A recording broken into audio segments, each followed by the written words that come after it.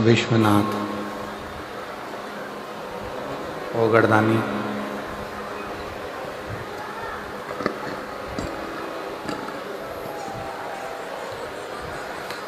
त्रिकालदर्शी कैलाशी अविनाशी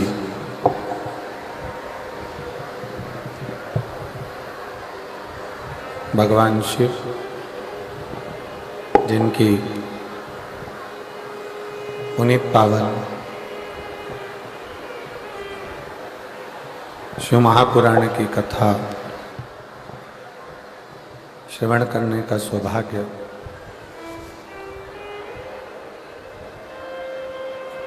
बाबा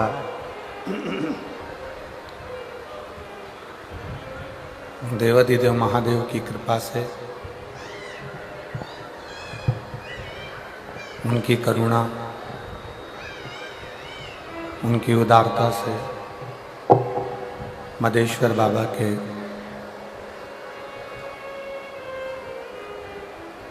पावन चरणों में बैठकर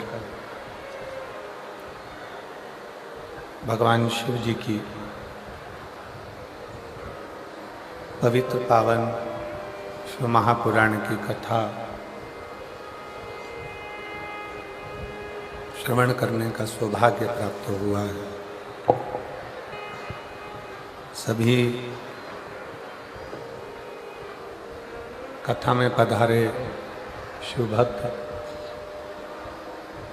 जो इस पवित्र पावन शिव महापुराण की कथा का दिव्य और भव्य लाभ ले रहे हैं। कथा के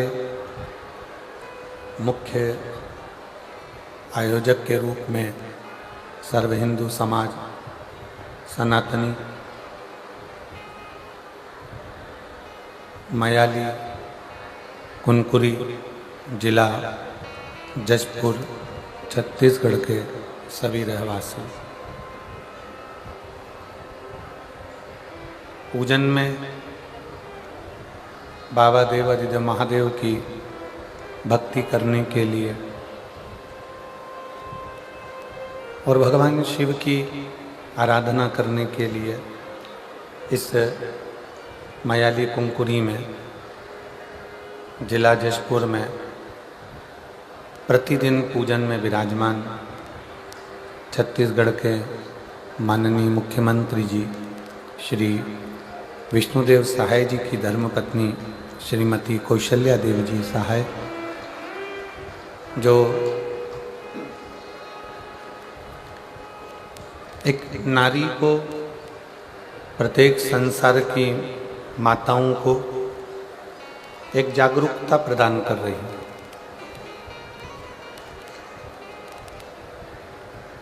मैं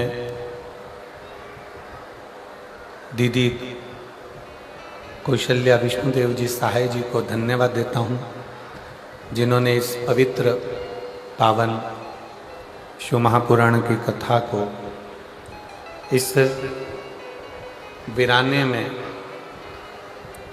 मदेश्वर बाबा की पवित्र भूमि पर आयोजित कर समस्त कुनकुरी जशपुर वालों को बहुत बड़ा एक बल, एक एनर्जी प्रदान करी। एक बार जोरदार ताली बजाकर उनको साधु का बहुत बहुत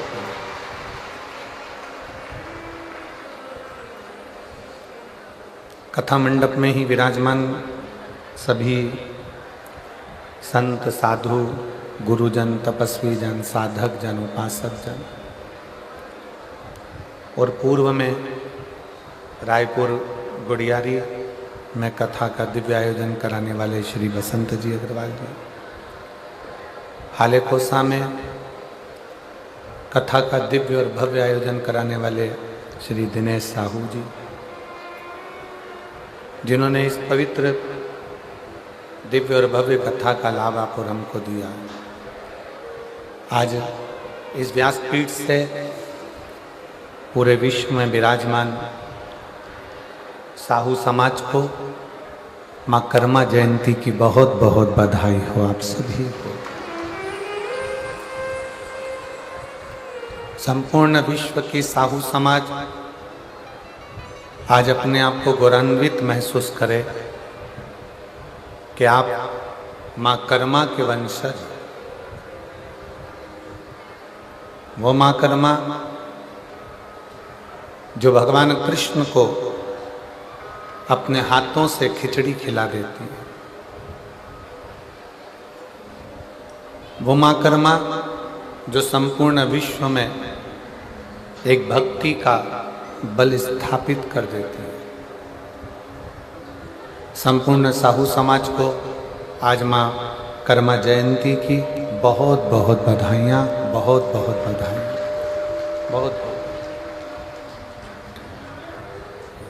और तेरी कृपा बिना न हिले एक भी अणु, लेते हैं श्वास तेरी कृपा से तनो तनु। बखान क्या करूं मैं राखों के ढेर का, चपटी भभूत में खजाना कुबेर का। हे गंगाधार मुक्ति द्वार ओंकार तू, भोले ओंकार तू। आयो शरण तिहारी शंभु तार तार तू। बखान क्या करूं मैं राखों के ढेर का, चपटी भभूत में खजाना कुबेर का।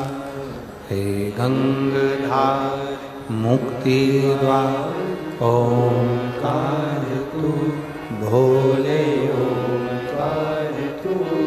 आयो शरण तिहारी शंभु तार तार तू। एक शिव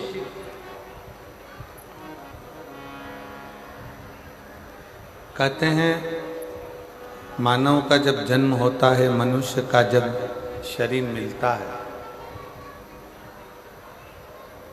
मानव का जब शरीर प्राप्त होता है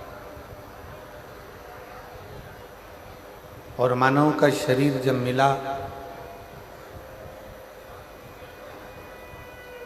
मृत्युलोक में भेजा गया।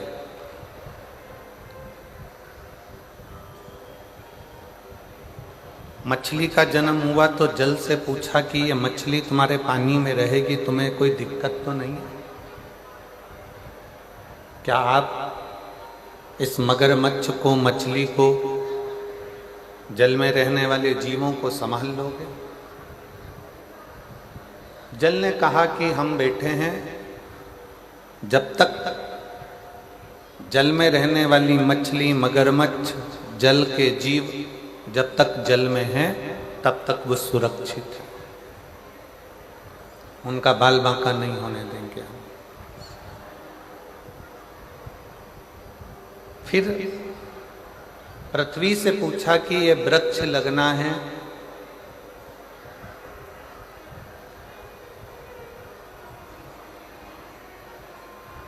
इन वृक्षों को लगाना है, क्या इन वृक्षों को आप संभाल लोगे?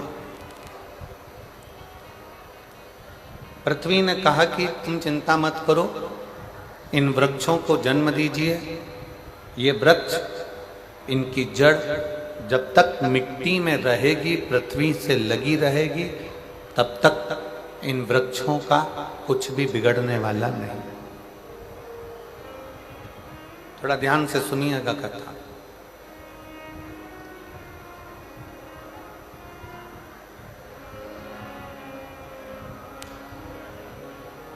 जल भगवान ने कहा, पानी ने कहा, जल नारायण ने कहा कि जब तक जल में रहने वाला जीव, मछली, मगरमच्छ, जल में रहने वाला कीट पतंगा जब तक जल में है तब तक उसका बाल बांका नहीं होगा। जल से निकला फिर भले वो मर गया, जल से निकलने के बाद भले फिर वो प्राण छोड़। पृथ्वी ने कहा कि वृक्ष पेड़ पौधे पृथ्वी पर रहेंगे, जब तक वो मिट्टी का संग रखेंगे, जब तक वो मिट्टी को अपने पास में रखेंगे, जमीन को, पृथ्वी को, मिट्टी को जब तक वो नहीं छोड़ेंगे, तब तक इनका बाल बांका नहीं होने वाला। ये सूखेंगे नहीं, ये मरेंगे। अब वायु से पूछा, तुम पक्षी को रख सकते हो, परिंदे को रख सकते हो? तो कहा, जब तक वायु में परिंदा है, पक्षी है, तब तक मैं उनका बाल बांका नहीं होने दूंगा।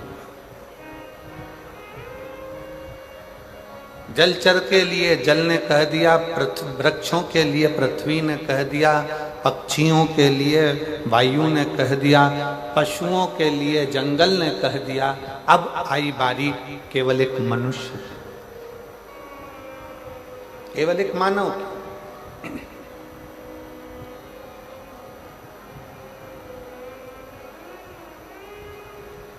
और मानव को देखकर स्वयं देवताओं ने पूछा ब्रह्मा जी से कि इन मनुष्य को कौन रखेगा, इनको कौन साधेगा? ब्रह्मा जी से पूछा, क्या तुम इन मनुष्यों को, इन मानवों को साध सकते हो?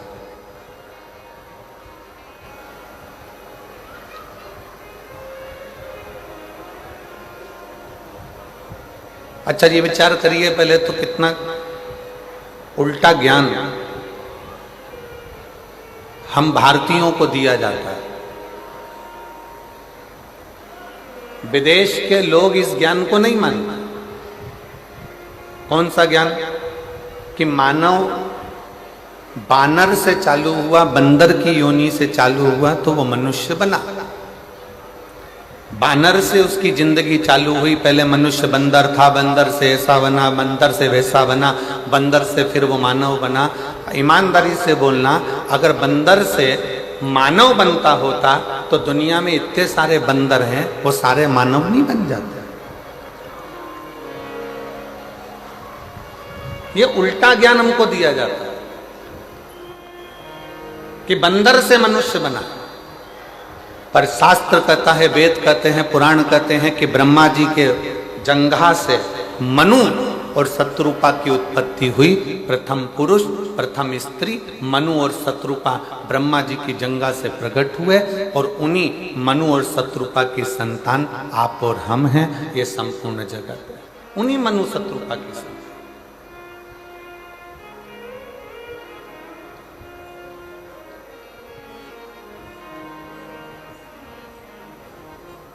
और ज्ञान क्या दिया गया? कहा क्या गया कि आप और हम बानर से पैदा हुए, बंदर की योनि थी, बंदर से मनुष्य बनते चले गए, मानव बनते चले गए। अरे भाई, अगर बानर से मानव बने होते तो इतने बंदर संसार में ना रहते, फिर वो भी मानव बन जाते। केवल सनातन धर्म की लेखनी को दबाने के लिए लोगों ने अपनी लेखनी को प्रकट किया।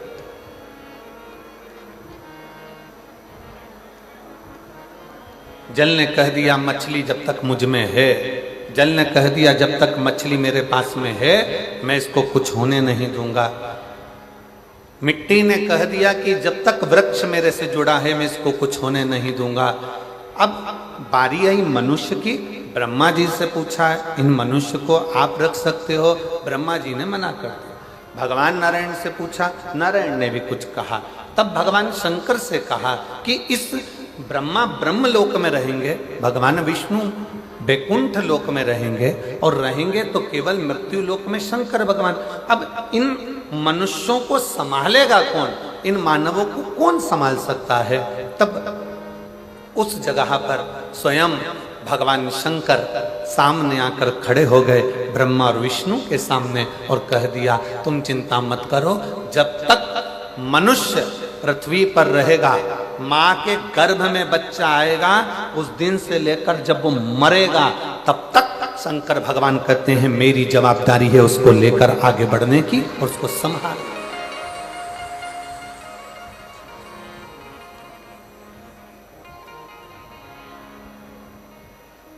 शिव कह रहे हैं कि ये मेरी जवाबदारी है। शंकर भगवान कह रहे हैं ये मेरी जवाबदारी, उसको आगे बढ़ाना। बस एक निवेदन है कि शंकर भगवान ने जैसे कहा कि आगे बढ़ाने की जवाबदारी मेरी है, पृथ्वी पर बच्चा जन्म लेगा, माँ के गर्भ में जब से बच्चा आएगा और जब तक वो मरेगा, मरने तक की जवाबदारी मेरी है। जन्म नहीं हुआ उससे पहले मैं माँ के स्तनों में दूध दे दूंगा, उसके भरण पोषण की व्यवस्था में कर दूंगा। सारी व्यवस्था करने के बाद अंत समय में भी अगर उसको कोई अग्नि नहीं देगा, अंत समय में भी उसको कोई लकड़ी नहीं देगा, अंत समय में भी अगर उसके प्राण छूटने के बाद उसको कोई अग्नि नहीं देगा, लकड़ी नहीं देगा, उसकी चिता को यदि कोई आग ना लगाएगा, तो यहाँ शास्त्र कहता है, शंकर भगवान ने कहा कि उसके जन्म से लेकर मरण तक की व्यवस्था मेरी रहेगी। जो एक लोटा जल चढ़ाएगा, शिव जी कहते हैं वो मेरा खुद का हो जाएगा, मेरा अपना का, मेरा स्वयं का।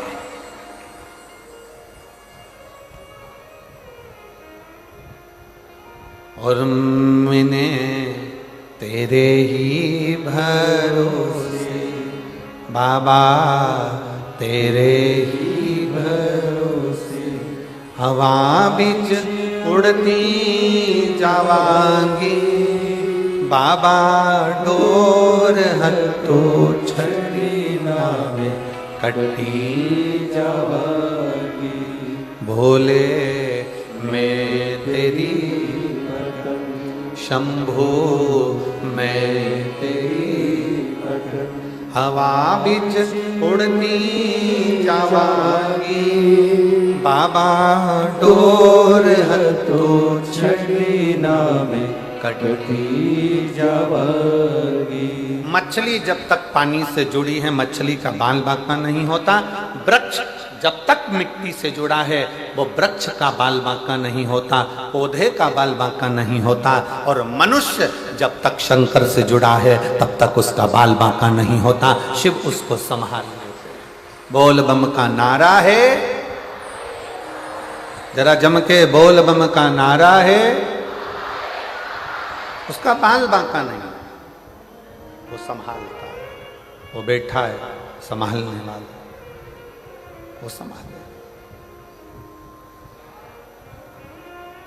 वो संभाल लेता है। और मेरे भोले तेरा सहारा है,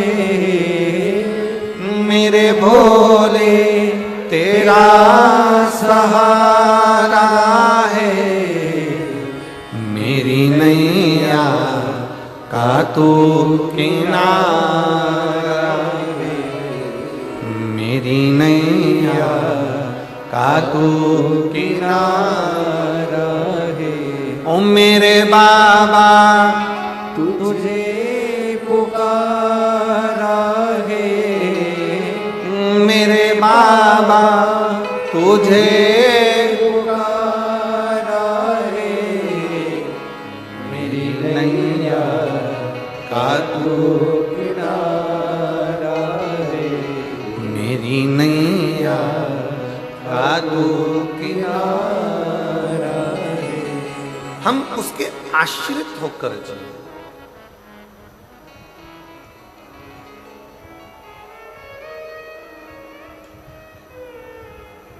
संसार के आश्रित हो गए ना, तो लोग ठोकर मार देंगे।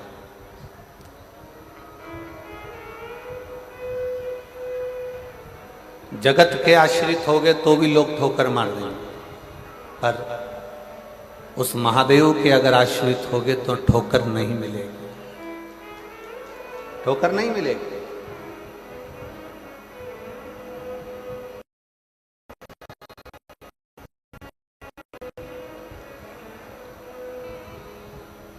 हमसे कई लोग पूछते हैं कि गुरुजी,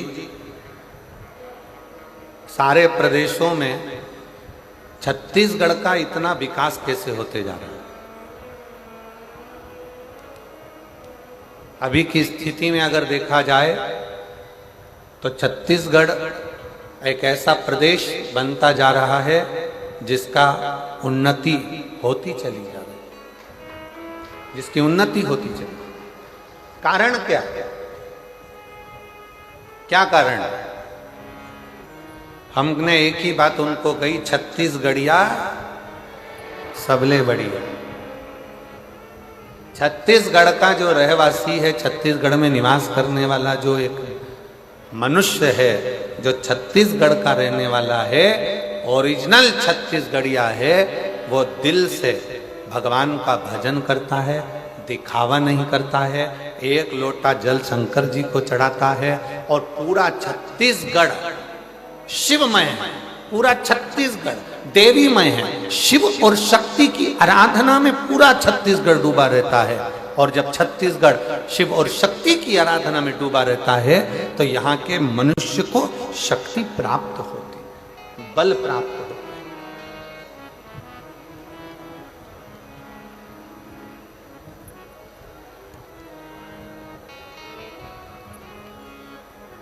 एक बात कहना चाहेंगे, आप लोगों के स्मरण में हो, दूसरे प्रदेशों में छोटे छोटे गांवों को छोड़कर गांवों में रहने वाले ग्रामीण शहर जाकर अपना मकान बना रहे हैं और वहां रहने की तैयारी कर रहे हैं। पर छत्तीसगढ़ का किसान, छत्तीसगढ़ का खेती करने वाला एक ग्रामीण, छत्तीसगढ़ में गांव में रहने वाला एक किसान जो धान की फसल लेता है, जो धान बोता है, वो अपना गांव नहीं छोड़ना चाहता, क्योंकि उसको मालूम है ये धान का कटोरा है और यही हमारा भरण पोषण का स्थान है। यही है।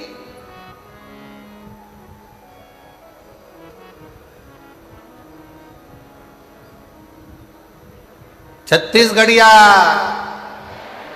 जरा जम के जरा, अच्छा आवाज नहीं आई। छत्तीसगढ़िया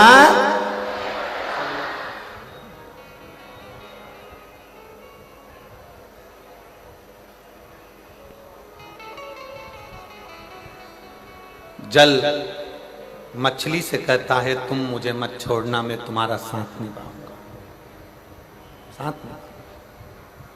पृथ्वी वृक्ष से कहती है तुम मुझे मत छोड़ना, मैं तुम्हारा साथ निभाऊंगा, मैं तुम्हारा साथ निभाऊंगा। और शिव कहते हैं, भगवान देवादिदेव महादेव कहते हैं, भगवान शंकर कहते हैं कि तुम एक लोटा जल चढ़ाना मत छोड़ना, मैं तुम्हारा साथ निभाऊंगा, आखिरी तक निभाऊंगा, आखिरी तक।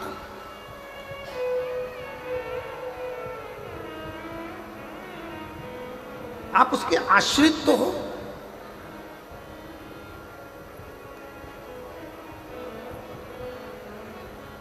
कल एक व्यक्ति ने प्रश्न किया, हमको तो मालूम, हमको लगता था कि जसपुर में कोई प्रश्न नहीं करेगा, पर बहुत अच्छा प्रश्न जसपुर के लोगों ने कल करा। अब वो पत्र अगर हम ढूंढेंगे तो थोड़ा समय लगेगा। उस जसपुर की एक बहन ने लिखा पत्र में, अब वो कौन से गांव की है और वो पत्र को ढूंढेंगे तो थोड़ा समय लग सकता है। उसने पत्र में लिखा, क्यों गुरुजी, आप कहते हो संसार में जन्म लेने वाले प्रत्येक मनुष्य के हृदय में शिव का निवास है। आप कहते हो संपूर्ण जगत में जन्म लेने वाले मनुष्य के हृदय में शंकर बसा है, भगवान बसा है, ईश्वर बसा है। तो फिर अगर जगत में जन्म लेने वाले मनुष्य के हृदय में भगवान बसा है तो फिर भगवान इनको दुख देता ही क्यों है? अब प्रश्न देखिए जसपुर वालों का कितना जोरदार है।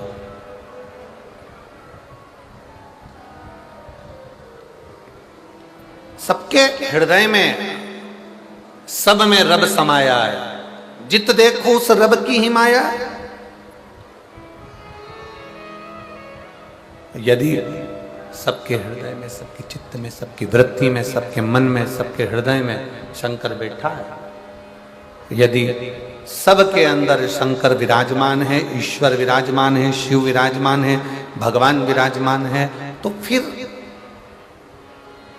भगवान इनको दुख देता ही क्यों है? क्योंकि भगवान ही तो बैठा है ना सबके हृदय में। फिर दुख देने का कारण क्या? फिर तकलीफ देने का कारण क्या?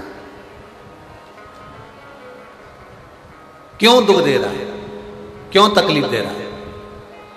तो मेरी जीजी जिसने ये प्रश्न किया है, जिसने ये प्रश्न करा है, जिसने ये प्रश्न पूछा है, शंभु शंभु, जिसने ये प्रश्न पूछा है, जिसने ये प्रश्न किया है, मैं उसको कहना चाहूंगा कि भगवान सबके हृदय में विराजमान है, सबके दिल में बैठा हुआ है। बस दुख की चपेट में वो आता चले जाता है जिसने कभी अच्छे सतगुरु का सत्संग नहीं किया, जिसने भक्ति को अपने हृदय में उतारा नहीं, जिसने भक्ति को अपने हृदय में नहीं उतारा।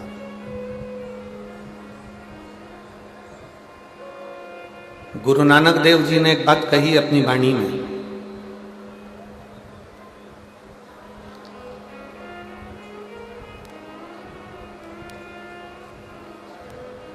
जिस समय पर गुरु नानक देव महाराष्ट्र के ओंडा नागनाथ शंकर मंदिर के सामने बैठे थे,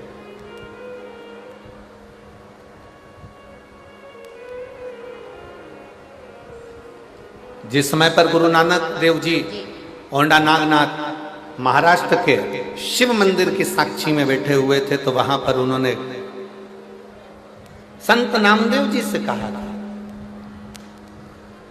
कि व्यक्ति भटकता कब है? जब उसकी भक्ति में कुछ कमी रह जाती है।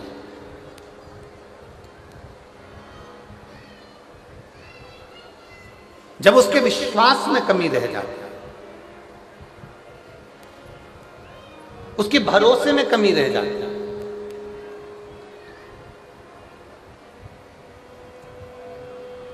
और विश्वास में अगर कमी है, भक्ति में अगर कमी है, तो व्यक्ति डोलेगा, व्यक्ति भटकेगा। और यदि विश्वास पक्का है, भक्ति पक्की है, दृढ़ता पक्की है, तो व्यक्ति नहीं डोलेगा। कितना सुंदर कहा है, आपका विश्वास यदि महादेव के प्रति है, आपका विश्वास यदि परमात्मा के प्रति है, आपका भरोसा यह पक्का है कि मेरे सनातन धर्म में जो 33 कोटि देवता हैं वो मेरे लिए बहुत कुछ कर सकते हैं, तो तुम दुनिया में कभी नहीं भटकोगे, दूसरी धर्म की ओर नहीं जाओगे, आप नहीं भटकोगे।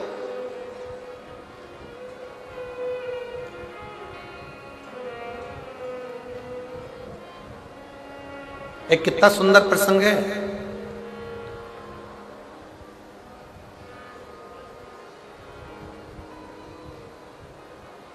मध्य प्रदेश की भूमि पर जन्म हुआ था बैजनाथ मिश्र का।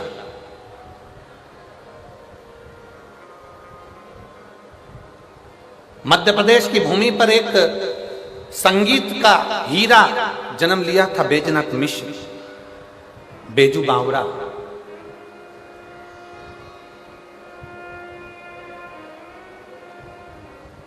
और ग्वालियर के राजघराने में वो बेजू बावरा अपनी संगीत की कला देता था।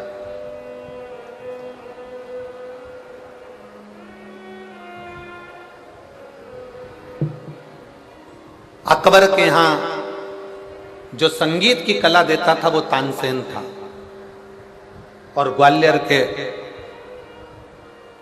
राजघराने में मानसिंह के उस राज्य में, ग्वालियर के राजघराने में अगर कोई संगीत की सेवा देता था तो वो बेजू बावरा था।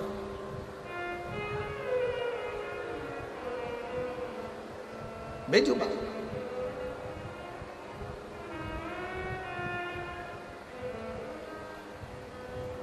एक दिन अकबर को मालूम पड़ा कि ग्वालियर के राजघराने में मानसिंह की उस राज सिंहासन के सामने एक गायक कलाकार बैठता है, एक संगीतकार बैठता है, उसका नाम बेजू बावरा है। बेजू बावरा क्यों? किस लिए? क्योंकि वो संगीत में इतना डूब गया था, संगीत में इतना डूब गया था, इतना संगीत में डूब गया था कि 24 घंटे वो संगीत की कला से बाहर ही नहीं निकल पाता था, तो लोगों ने उसे पागल कहना प्रारंभ कर दिया, बावरा कहना प्रारंभ कर दिया। नहीं तो उसका नाम था बैजनाथ मिश्र।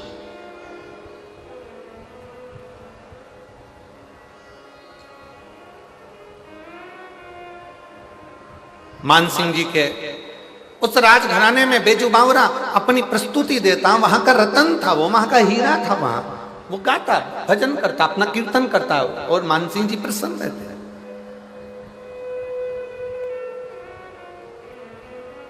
महाराज अकबर को मालूम पड़ा, जरा देखिएगा कितना विचित्र कथा है, बहुत सावधानी से सुनिएगा जरा। ये उनके मुंह पर, ये कथा उनके मुख पर थप्पड़ है जो कहते हैं सनातनी पत्थर की पूजन करते हैं। ये कथा उनके मुख पर थप्पड़ है, जो कहते हैं कि पत्थर की पूजन करते हो तुम हिंदू, तुम सनातनी पत्थर को पूजते हो। बैजू बावरा ने अकबर के राजघराने में जाकर बताया था कि पत्थर की पूजन का प्रमाण किया।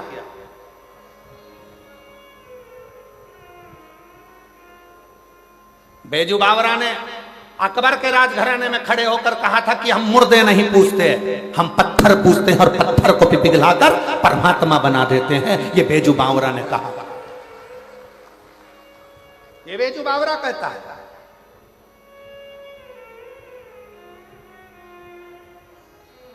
अकबर को मालूम पड़ा, सूचना मिली अकबर को, और अकबर ने अपने यहाँ गाने वाले संगीतकार तानसेन को देखा और तानसेन को देखकर कह दिया कि हमारा संगीतकार तानसेन के आगे सब फीके हैं। ये बैजू बावरा जिसको लोग पागल कहते हैं, ये तो बैजनाथ मिश्र है, पर लोग इसको बावरा कहते हैं, पागल कहते हैं, क्योंकि सही में इसमें बुद्धि नहीं है। अकबर कह रहा है।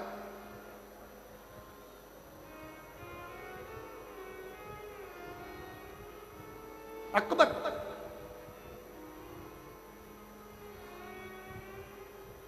अकबर के हृदय में थोड़ी सी ईर्ष्या जागृत हो गई। अकबर के हृदय में थोड़ी सी ईर्ष्या, नफरत जागृत हो गई कि मेरे राजघराने में जो तानसेन गाता है वो सबसे पहले नंबर का है, वो सर्वश्रेष्ठ है। बाकी के मानसिंह ग्वालियर के राजघराने में जो गा रहा है बैजू बावरा, वो शून्य है। अकबर ने उसी समय पर डोंडी पिटवा दी। पूरे नगर में, पूरे क्षेत्रों में, सारे प्रदेशों में आवाज गई, नगरों में डोंडी पिटाई गई कि हमारे तानसेन को सम्मुख में बिठाकर हम संगीत की परीक्षा करना चाहते हैं। जो जीतेगा उसको रत्नों से तोल दिया जाएगा, और जो हारेगा उसको मृत्यु दंड दे दिया जाएगा। जितने संगीत वाले थे उसमें से कोई संगीत वाला जाने को तैयार नहीं हुआ कि ऐसा रतन किस काम का, अगर हार गए तो मृत्यु दंड, जिंदा रहे तो रतन, तो मतलब क्या। कोई संगीत वाला नहीं गया। 4 बार पत्र मानसिंह जी के यहाँ भेजा गया, 4 बार पत्र राजा मानसिंह ग्वालियर नरेश के पास भेजा गया कि आपके यहाँ पर बैजू बावरा संगीत का मर्मज्ञ है, उसको भेजिए। बैजू बावरा के पास सूचना पहुंची। राजा मानसिंह ने कहा, अकबर ने एक परीक्षा रखी है, तानसेन को जो हराएगा या जो हारा उसको मरना है, और जो जीत गया उसको ही रतन से, हीरे से, पन्ना से, माणिक से, रत्नों से तोल दिया जाएगा। बैजू बावरा, मानसिंह जी ने कहा, हमारा मन है बैजू बावरा, तुम जाओ उस अकबर की राज सिंहासन पर जाकर तुम अपनी संगीत की कला दिखाओ। बैजू बावरा ने कहा मानसिंह जी से, क्योंकि बैजू बावरा शंकर का परम भगत था, शिव का भगत। बैजू बावरा, बैजनाथ मिश्र, उनके पिताजी शंकर की उपासना करते थे, उनकी मां शंकर की आराधना करती थी। वो स्वयं शिव की आराधना करते थे। शंकर पर एक लोटा जल, शंकर की भक्ति करना, शिव की आराधना करना, शंकर के मंदिर में बैठकर शिव के सम्मुख में, शंकर की साक्षी में, नटराज की साक्षी में अपनी संगीत की कला का आनंद लेते थे। जो गुरु सिखाते थे वो बेजू बावरा शिवालय में बैठकर शंकर की साक्षी में अपनी संगीत की कला को निखारता था, अपनी संगीत की कला। और शिव महापुराण की कथा कहती है, शंकर की कथा कहती है, अगर बच्चा पढ़ने में कमजोर है, बच्चे का विवेक कमजोर है, बच्चे की बुद्धि कमजोर है, बच्चा सक्सेस नहीं हो रहा, सफलता नहीं मिल रही है, उसका जॉब नहीं लग रहा है, कहीं वो आगे बढ़ नहीं पा रहा है, तो उन बच्चों से निवेदन है, शंकर के मंदिर में एक लोटा जल चढ़ाओ, थोड़ा सा जल झेल कर नंदी के पास बैठकर उस जल का आचमन करना प्रारंभ कर दो। तुम्हें खुद मालूम पड़ने लगेगा कि तुम जो पढ़ रहे हो तुम्हें याद होना चालू हो जाएगा, तुम अच्छे से अच्छे नंबर पाकर आगे बढ़ना प्रारंभ कर दोगे। विद्या अध्ययन भी करो, खूब पढ़ो, लगनता से पढ़ो, अपना कर्म करो, रात दिन एक करो और शंकर जी पे एक लोटा जल चढ़ाकर पीना प्रारंभ करो। जो माताएं कहती हैं मेरी याददाश्त कमजोर हो गई, मैंने सामान यहाँ रखा था भूल गई, ना जाने कैसे सामान भूल गया, ना जाने कैसे ऐसा हो गया। जो माताएं कहती हैं, भाई लोग कहते हैं हम भूल जाते हैं, याददाश्त कमजोर हो गई, 60 के ऊपर के हो गए इसलिए याददाश्त चली गई, नहीं। अगर आपकी याददाश्त जा रही है तो आप शंकर जी को एक लोटा जल चढ़ाना प्रारंभ करो, अपने घर से जल भरो, शिव के मंदिर में जाकर चढ़ाओ, उस जल को झेलो, नंदी के पास बैठकर आचमन कर लो, उसको पी लो। आपको खुद मालूम पड़ेगा 20-22 दिन में, 1 महीने में आपको अंतर दिख जाएगा कि मेरी याददाश्त पहले जैसी थी मजबूत, वैसी की वैसी और हो गई, अब मैं भूल नहीं रही, अब मैं भूल नहीं रहा। बैजनाथ मिश्र जी के, बेजू बावरा जी के माता पिता ने बेजू बावरा को शंकर के मंदिर में बहुत रुचि प्रदान कर दिया। बेजू बावरा तो शिव का उपासक भी था और गायन में भी प्रबल, शिव भक्ति भी और साथ में गायन। शंकर को नटराज मानकर जो गायन की विद्या करता बेजू बावरा, कहा बेजू मेरा मन है। मान सिंह जी बोले जाओ उस अकबर के दरबार में जाओ और तानसेन के सामने संगीत की परीक्षा है, जाकर उत्तीर्ण होकर आओ,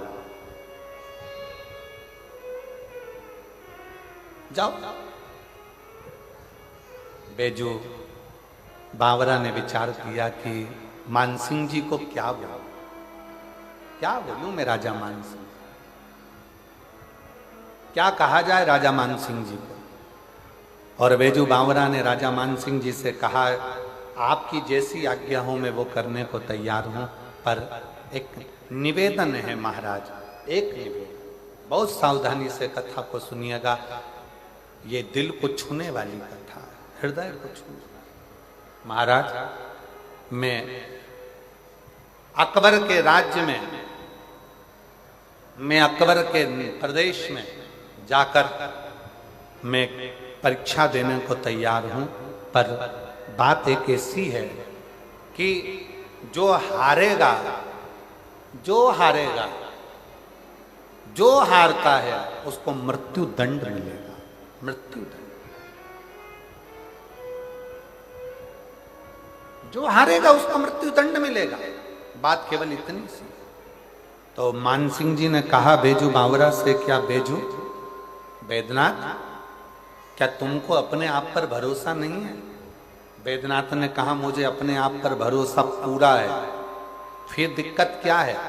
दिक्कत यह है कि जो हारेगा उसको तो मृत्यु दंड मिलेगा ना, चाहे कोई भी हारे मृत्यु दंड तो उसको मिलेगा।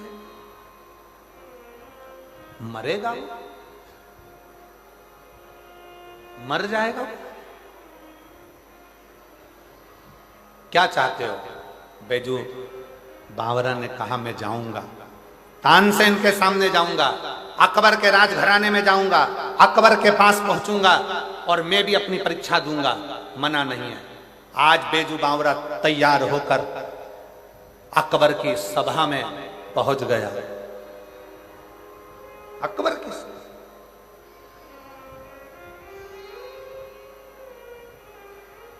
परीक्षा की घड़ी थी। अकबर ने कहा बेजू बावरा से, सुन रहे बेजू बावरा, मैंने सुना है तू मान सिंह जी के यहाँ पर गायन का बहुत बड़ा उस्ताद है, बहुत बड़ा संगीतकार है। तो बेजू बावरा ने हाथ जोड़कर अकबर के सामने कहा कि मैं काय का बहुत बड़ा उस्ताद तो मेरा वहीं रह गया, वो कैलाश अधिपति, वो शंकर, वो शिवालय में रहने वाला मेरा शिव, वो रहा, वो उस्ताद, वो उस्ताद। बस मालूम है ना बेजू बावरा, जो हारेगा उसको मृत्यु दंड मिलेगा। मालूम है ना तेरे? जो हारेगा उसको मृत्यु दंड मिलेगा। मालूम है तुझको? हाँ मुझे मालूम, मुझे ज्ञात। तुझे ज्ञात है? हाँ मुझे ज्ञात। और शंभु शरने मांगू घड़ी दुख काटो, दया करीन दर्शन ओ शंभु शरने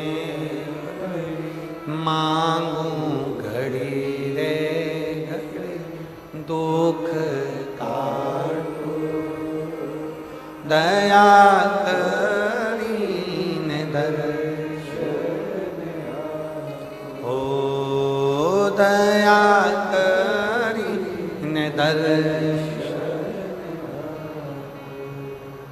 शंभु शरने मांगू घड़ी रे घड़ी दुख काटो, दया करीन दर्शन। तेरे को मालूम है ना? हाँ मुझे मालूम है। परीक्षा चालू हुई, एक तरफ तानसेन, दूसरी तरफ बेजू बावरा।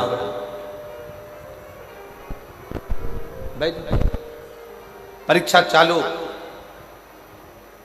तानसेन ने जो राग छेड़ा, ऐसा राग छेड़ा तानसेन ने कि जितने दीप लगे थे वो दीप जलना प्रारंभ हो गए, सारे दीप जलना प्रारंभ।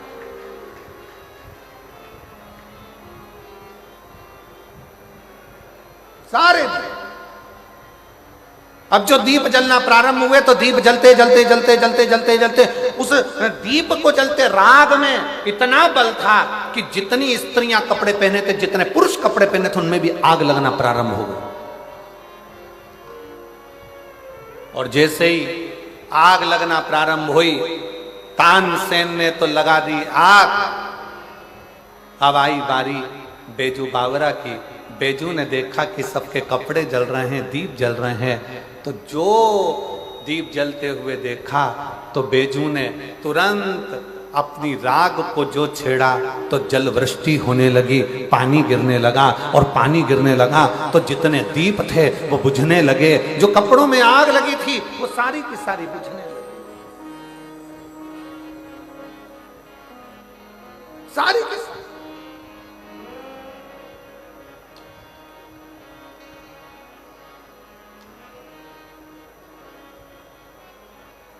कपड़ों में जो आग लग रही थी वो बुझना प्रारंभ हो गई, कपड़ों में जो आग लग रही थी वो सारी बुझ गई, दीप जो जल रहे थे वो बुझ गए। फिर वापिस तानसेन ने फिर तान छेड़ी, और तानसेन ने ऐसी तान छेड़ी तो जितने हिरण थे वो तानसेन के पास में आ गए। और जैसे हिरण आए, हिरण पास में आते से तानसेन ने एक माला निकालकर हिरण के गले में डाल दी। हिरण उस माला को पहनकर भाग गए।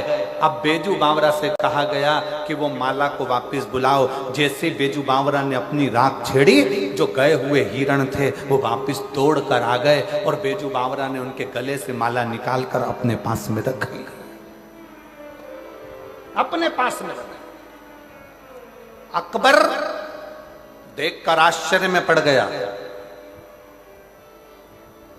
अकबर देखकर आश्चर्य में पड़ गया, और अकबर आश्चर्य में पड़ते से ही अकबर को आ गया गुस्सा कि ये तो मेरे तानसेन को हरा रहा है। इतने में अकबर अपने सिंहासन पर बैठकर बेजू बावरा को कहने लगा, अरे बेजू बावरा, तुम हिंदू, तुम सनातनी पत्थर की पूजन करते हो क्या? पत्थर तुम्हारे पूजन करने से, पत्थर क्या तुम्हारे बोलने से पिघल सकता है? क्या पत्थर पिघल सकता है? जैसे ही बेजू बावरा को कहा, जैसे ही कहा, और बेजू बावरा ने राग मालकोस राग को जो गाया, जो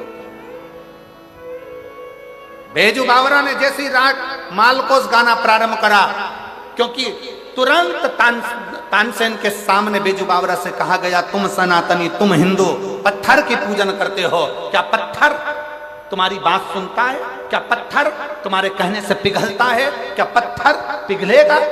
बेजू बावरा ने कहा, पत्थर पिघला कर ही रहूंगा। और बेजू बावरा ने जो मालकोस राग गाना प्रारंभ करा, सामने देखा कि एक पत्थर अकबर ने सामने रख दिया। रखते से ही और जो बेजू बावरा ने भगवान शिव का नाम लेकर गाना प्रारंभ करा, पत्थर पिघलना प्रारंभ हो गया। पत्थर पूरा पानी की तरह हो गया, पत्थर पानी की तरह हुआ। बेजू बावरा ने अपना तानपुरा लिया, पत्थर को उस गीले से, उस जो पतला तरल पदार्थ बन गया था, जो पानी बन गया था, उसमें अपना तानपुरा रख दिया। तानपुरा रखा, बेजू बावरा ने गाना जैसे बंद करा, पत्थर ठंडा हुआ। ठंडा होकर वापिस वो तानपुरा उसमें गढ़ गया, उसमें जम गया। अब बेजू बावरा ने कहा तानसेन से, अब तुम गाओ और मेरा ये तानपुरा निकाल कर बताओ। तानसेन हाथ जोड़ लिया कि मैं इस तानपुरे को नहीं निकाल सकता। बेजू बावरा ने अकबर से कहा, सुन अकबर, तेरे नगर में मैं परीक्षा देने के लिए आया हूं, पर इतना याद रखना अकबर, अगर दिल में प्रेम हो, सच्चा विश्वास हो, सच्ची भक्ति हो, श्रद्धा भरोसा पूर्ण हो, तो पत्थर भी पिघलता है। इसलिए हिंदू पत्थर की पूजन करता है।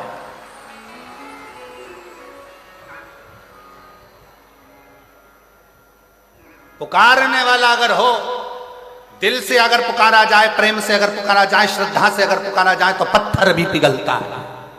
इसलिए हिंदू पत्थर की पूजन करता है। क्यों? क्योंकि हिंदू सनातनियों में वो बल होता है कि पत्थर को परमात्मा मानकर पूजते हैं, तो पत्थर में भी परमात्मा को प्रकट कर लेते हैं। वो परमात्मा का बल एक सनातनी में होता है। जो आपसे कहते हैं ना, आजकल के नवयुवक लड़के लड़कियां आपस में बात कर कर कह देते हैं सोशल मीडिया पर, कहाँ हिंदू तो पागल हो गया, सनातनी तो पागल हो गया, पत्थर की पूजन से क्या होता है, पत्थर की पूजन से क्या होता है। हमारे सनातन धर्म की मूलता है, बेजू बावरा अकबर के सामने बैठकर अपने प्रेम की वाणी से, अपनी लयता से, अपने शब्दों से पत्थर को पिघला देता है। और वही बेजू बावरा अकबर के सामने कहता है, ये सनातन धर्म है, ये हिंदू है कि पत्थर को भी अगर भाव से पूछता है तो उसमें भी परमात्मा प्रकट कर लेता है। ये भाव हमारे यहां दिखाया गया। ये भाव कई लोग कहते हैं, गुरुजी ये आप कहते हो कि एक प्रश्न कल वो बहन ने करा, उसी प्रश्न का ये उत्तर है, उसी प्रश्न का उत्तर।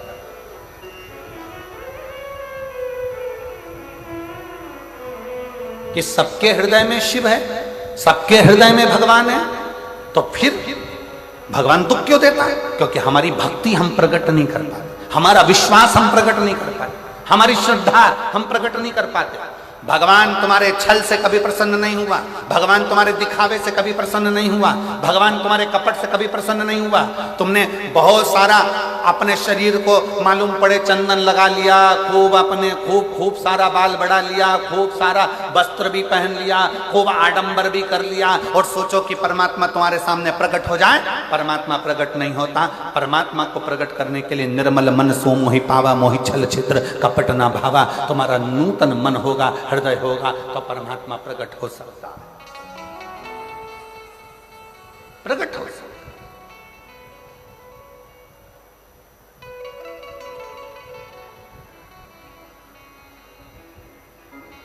वो कहते हैं ना, आहूं में असर होगा, घर बैठे बुला लेंगे, आहूं में असर होगा, घर बैठे बुला लेंगे।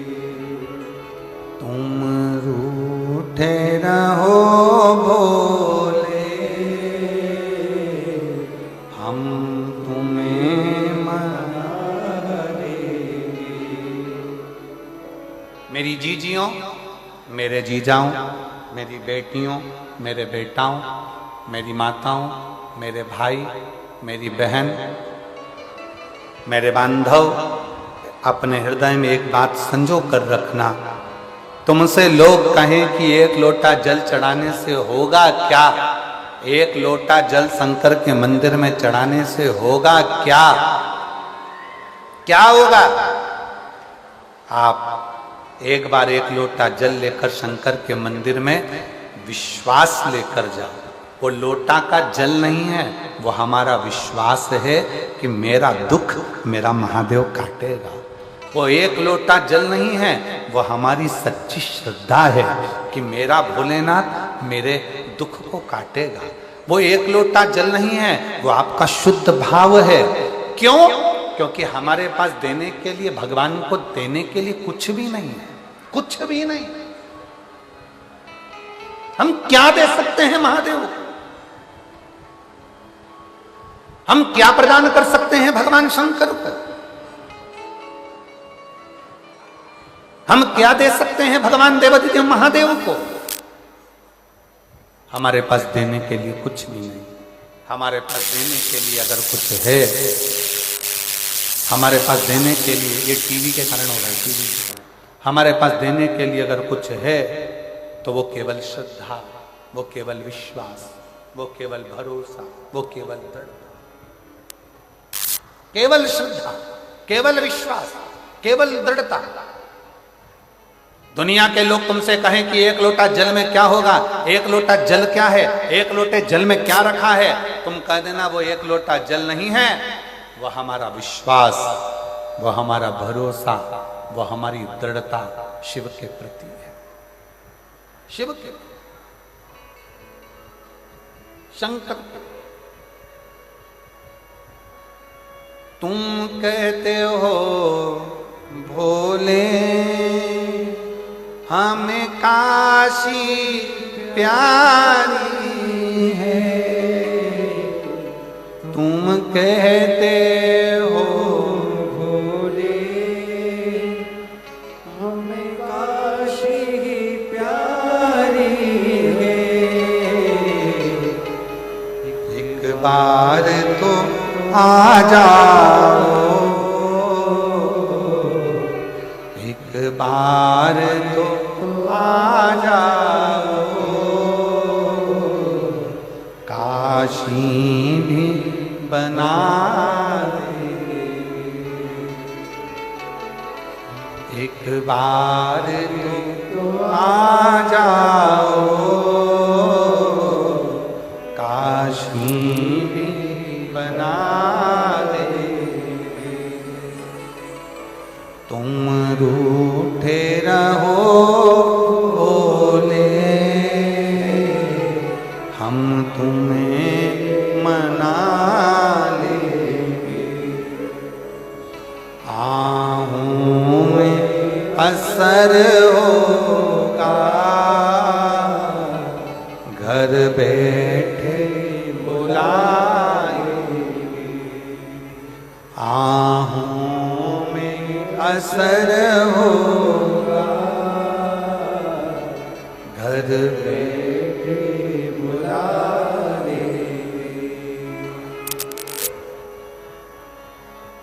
यदि आहूं में असर है, पक्की श्रद्धा, पक्का विश्वास, पक्की दृढ़ता अगर तुम्हारे भीतर है, पक्की श्रद्धा, पक्का विश्वास, पक्की दृढ़ता यदि तुम्हारे भीतर है, तो ये मानकर चलना कि मेरा देव अधिदेव महादेव पत्थर में से भी प्रकट होकर तुम्हारे दुखड़े को काट सकता है। मेरा देव अधिदेव महादेव, मेरा शंकर, मेरा वो घड़दानी, मेरा शंभु, मेरा त्रिकालदर्शी, मेरा कैलाशी, मेरा अविनाशी, अगर विश्वास है तो पत्थर में से प्रकट होकर भी, सामने आकर भी वो आपके दुखड़े काट सकता है, वो आपके दुखड़े मिटा सकता है।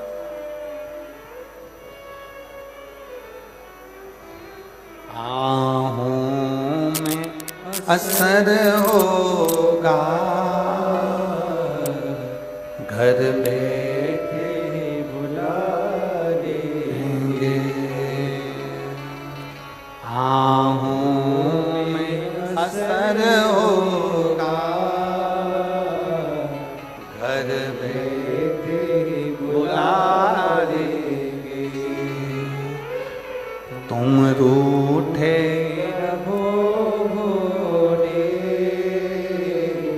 हम तुम्हें मना देंगे।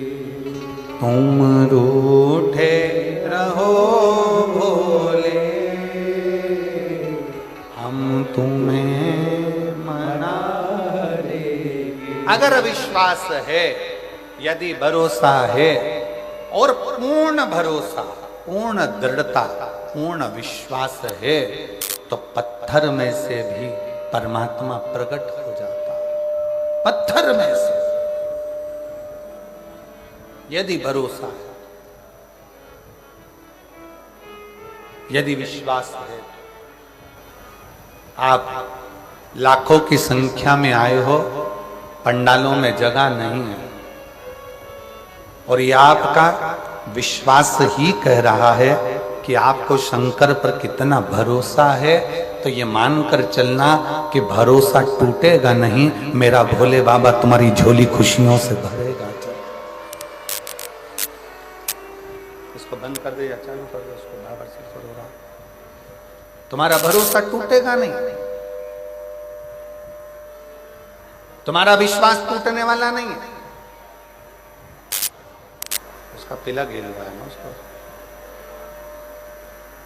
वो विश्वास टूटेगा नहीं, वो भरोसा छूटेगा नहीं। आप उस भरोसे से भगवान को रिझाओ, तो भगवान को रिझाओ। आप उस भरोसे से, और प्रेम जब अनंत हो गया, रोम रोम संत हो गया। प्रेम जब अनंत हो गया, रोम रोम संत हो गया। हमारा विश्वास, हमारी दृढ़ता, हमारा भरोसा जब पूर्ण होगा तो शिव मिलेगा। जिस बेटी ने ये प्रश्न किया था कि गुरुजी सबके भीतर शिव है, सबके अंदर भगवान महादेव समाहित है, सबके भीतर भगवान शंकर विराजमान है, तो फिर दुख क्यों आता, तकलीफ क्यों आती है, कष्ट क्यों आता है, क्यों इतनी तकलीफें आती, क्यों दुख आता, क्यों कष्ट आता? कहा भक्ति की कमी है, भक्ति की, भक्ति की। भक्ति को दृढ़ करो। कौन कौन जाता है शिव जी के मंदिर में एक लोटा जल चढ़ाने? हाथ उठाओ जरा। जो जाते हैं शंकर के मंदिर, रखो, बहुत बढ़िया, जाना चाहिए। बैजू बावरा शिव का उपासक जब अपनी भक्ति और दृढ़ता और विश्वास के साथ अकबर के महल में बैठकर गाता है तो पत्थर को पिघला देता है। आप अगर एक लोटा जल महादेव को विश्वास के साथ चढ़ा रहे हैं, भरोसे के साथ चढ़ा रहे हैं, तो ये मान कर चलना कि वो देव अधिदेव महादेव तुम्हारे लिए पिघल जाएगा और एक दिन तुम्हारे दरवाजे पर जरूर आ जाएगा। एक ना एक दिन तुम्हारे दरवाजे पर जरूर पहुंचेगा, वो तुम्हारी चौखट पर जरूर आएगा, जरूर पहुंचेगा, जरूर आएगा। अब दृढ़ता करिए, विश्वास की,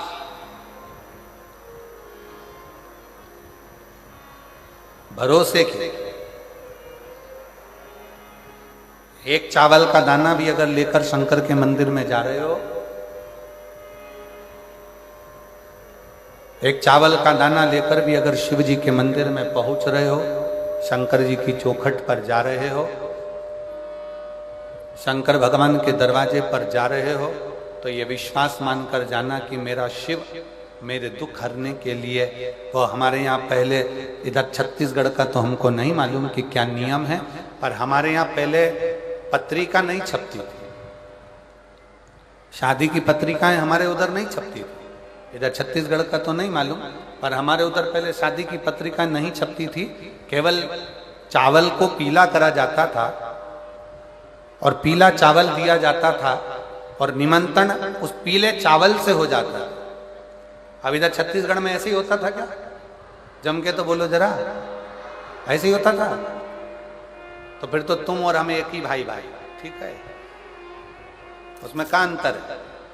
हमारे यहां पहले पत्रिका नहीं छपती थी, चावल को पीला करा, दे दिया निमंत्रण।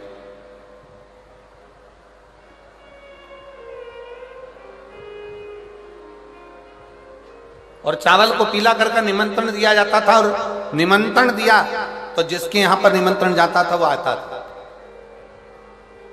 शिव जी को एक चावल का दाना यदि आप समर्पित कर रहे हैं तो ये मान कर करें कि आप भगवान शंकर को अपने घर के आने के लिए निमंत्रण दे रहे हैं कि मेरे भोले बाबा मेरे यहाँ आकर मेरे दुख को काटना, तकलीफों को काटना, मेरे कष्ट को काटना, मेरी बीमारी को काटना। आप निमंत्रण दे रहे हैं।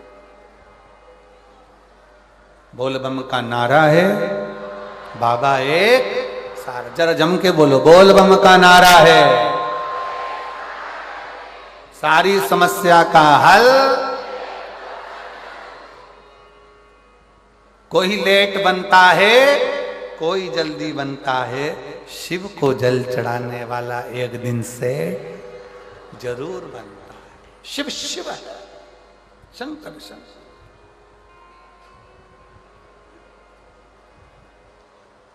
भरोसा दृढ़ी करिए, विश्वास दृढ़ी करिए, और जिस दिन भरोसा विश्वास दृढ़ी होगा उस दिन शिव जरूर। आहों में असर होगा, घर बैठे बुला लेंगे। आहों में असर होगा, घर बैठे बुला लेंगे। तुम कहते हो भोले हमें गंगा प्यारी है, तुम कहते हो भोले हमें गंगा प्यारी है, तुम कहते हो भोले हमें गंगा प्यारी है, तुम कहते हो भोले। प्रेशर बढ़ाओ गुरु का, प्रेशर। गंगा प्यारी है, एक बार तो आ जाओ गंगा से मिला देंगे। हमारे बीच में छत्तीसगढ़ शासन के माननीय मुख्यमंत्री जी श्री विष्णुदेव साय जी पधारे हैं। एक बार जोरदार ताली बजाकर उनका स्वागत, वंदन, अभिनंदन।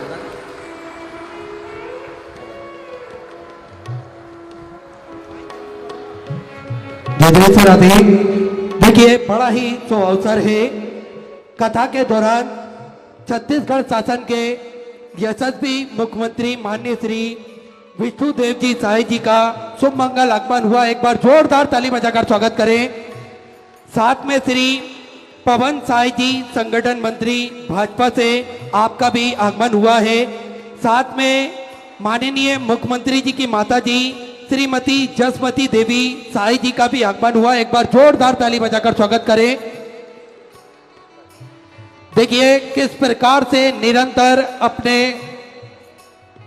दृढ़ संकल्प से छत्तीसगढ़ को निरंतर उन्नति की ओर अग्रसर करते हुए निरंतर सभी लोगों के हित में कार्य करते हुए माननीय मुख्यमंत्री जी निरंतर सभी की सेवा में तल्लीनता से अपना महत्वपूर्ण योगदान निरंतर लगाते रहते हैं।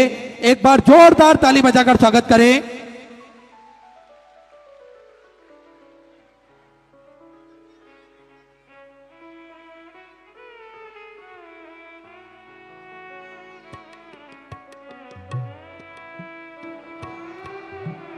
स्वागत का क्रम यह चल रहा है। व्यासपीठ की पूजन के बाद में पूजन के ठीक दौरान हम सभी माननीय मुख्यमंत्री जी का उद्बोधन भी श्रवण करेंगे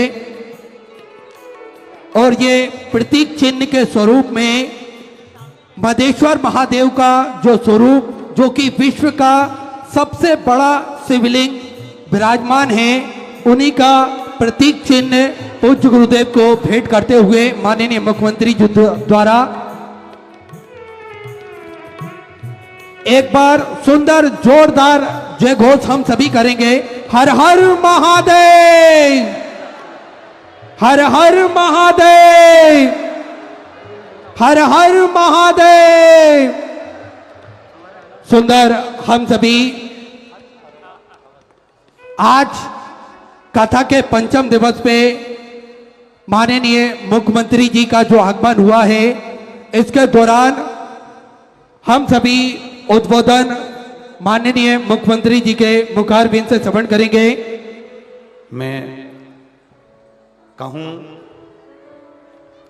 छत्तीसगढ़ का सौभाग्य है जो अभी कथा की शुरुआत में बात चल रही थी कि पूरे प्रदेशों में छत्तीसगढ़ एक ऐसा प्रदेश जो विकास की ओर बढ़ रहा है, उन्नति की ओर बढ़ रहा है। मैं माननीय मुख्यमंत्री जी के लिए कहूंगा कि जिन्होंने इतना एक छोटे से छोटा ग्रामीण क्षेत्र हो, शहरी क्षेत्र हो, प्रत्येक क्षेत्र में, प्रत्येक क्षेत्र माननीय मुख्यमंत्री जी का ध्यान गया है और प्रत्येक क्षेत्र में, चाहे वो हॉस्पिटल से जुड़ी हुई सुविधाएं हों, चाहे वो किसी भी तरह की व्यवस्था हो, उसमें उनकी जागरूकता रही है। जशपुर जिले के कुनकुरी में जैसे बीच में सूचना मिली थी सोशल मीडिया के माध्यम से कि कुनकुरी के अंतर्गत एक मेडिकल कॉलेज की स्थापना हो रही है, जोरदार ताली बजाएं, जो कि एक उन्नति की ओर आगे बढ़ाने वाला प्रश्न।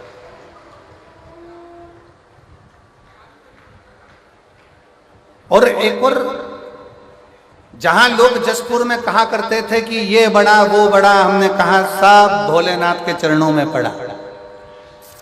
यहां माननीय मुख्यमंत्री जी ने, छत्तीसगढ़ शासन के माननीय मुख्यमंत्री जी श्री विष्णुदेव साय जी को मैं इसके लिए धन्यवाद दूंगा कि प्रकृति की गोद में जो इतना बड़ा शिवालय, जो शंकर का इतना बड़ा शिवलिंग है, और उस शिवालय को जो आसपास का क्षेत्र, वो कहते हैं पर्यटन की दृष्टि से, दर्शन की दृष्टि से, भक्तों के आने से ये पूरा क्षेत्र जो मयाली क्षेत्र है, जो कुनकुरी क्षेत्र है, आने वाले समय में ये किसी बड़े जिले से कम नहीं होगा। ये ऐसा क्षेत्र का एक निर्माण होगा।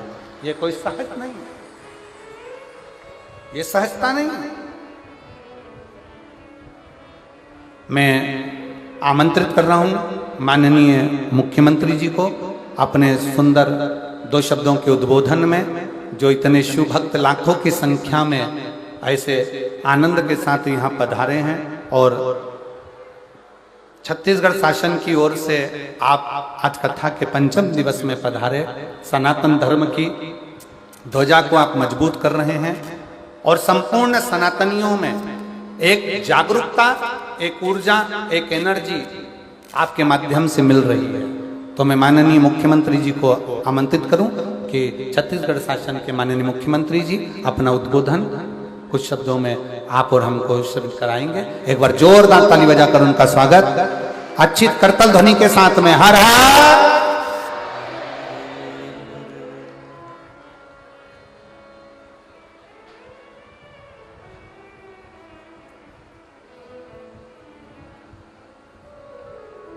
एक बार जोरदार ताली बजाएं। साधुवाद। दोनों हाथों से ताली सेवा देते हुए माननीय मुख्यमंत्री जी का और सुंदर उद्बोधन के लिए मैं आमंत्रित करूं। सुंदर उद्बोधन आपका और हमको संपूर्ण पूरा विश्व, पूरा भारत इस आस्था चैनल के माध्यम से इस कथा का प्रसारण देख रहा है और आपका ये पवित्र भाव का उद्बोधन जो इस मधेश्वर महादेव की भूमि से हो रहा है, ये संपूर्ण विश्व का कल्याण प्रद।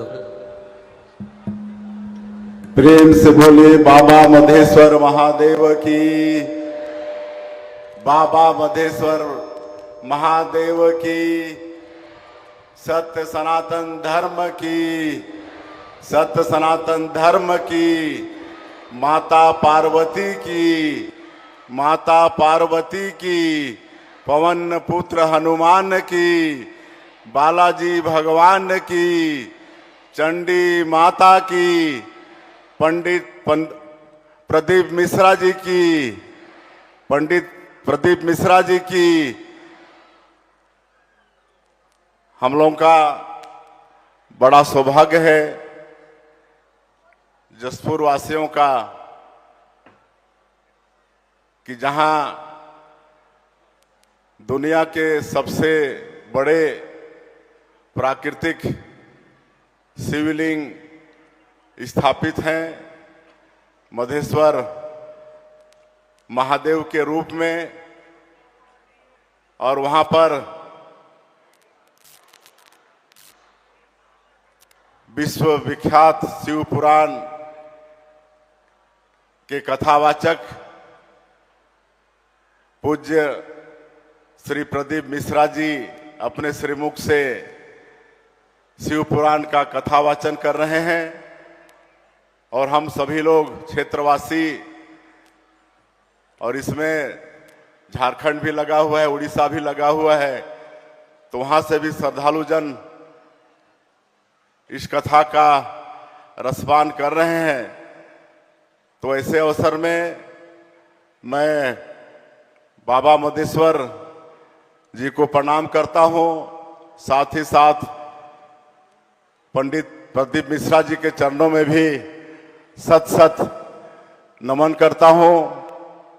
और उन्होंने इस अंचल में जसपुर जो आदिवासी अंचल है और ये जहाँ ये शिव पुराण का कथावाचन हो रहा है, ये पूरा जंगल है, यहाँ न रास्ता है ठीक से न कुछ नहीं, और ऐसे जगह में आप सीहोर से मध्य प्रदेश से पधार कर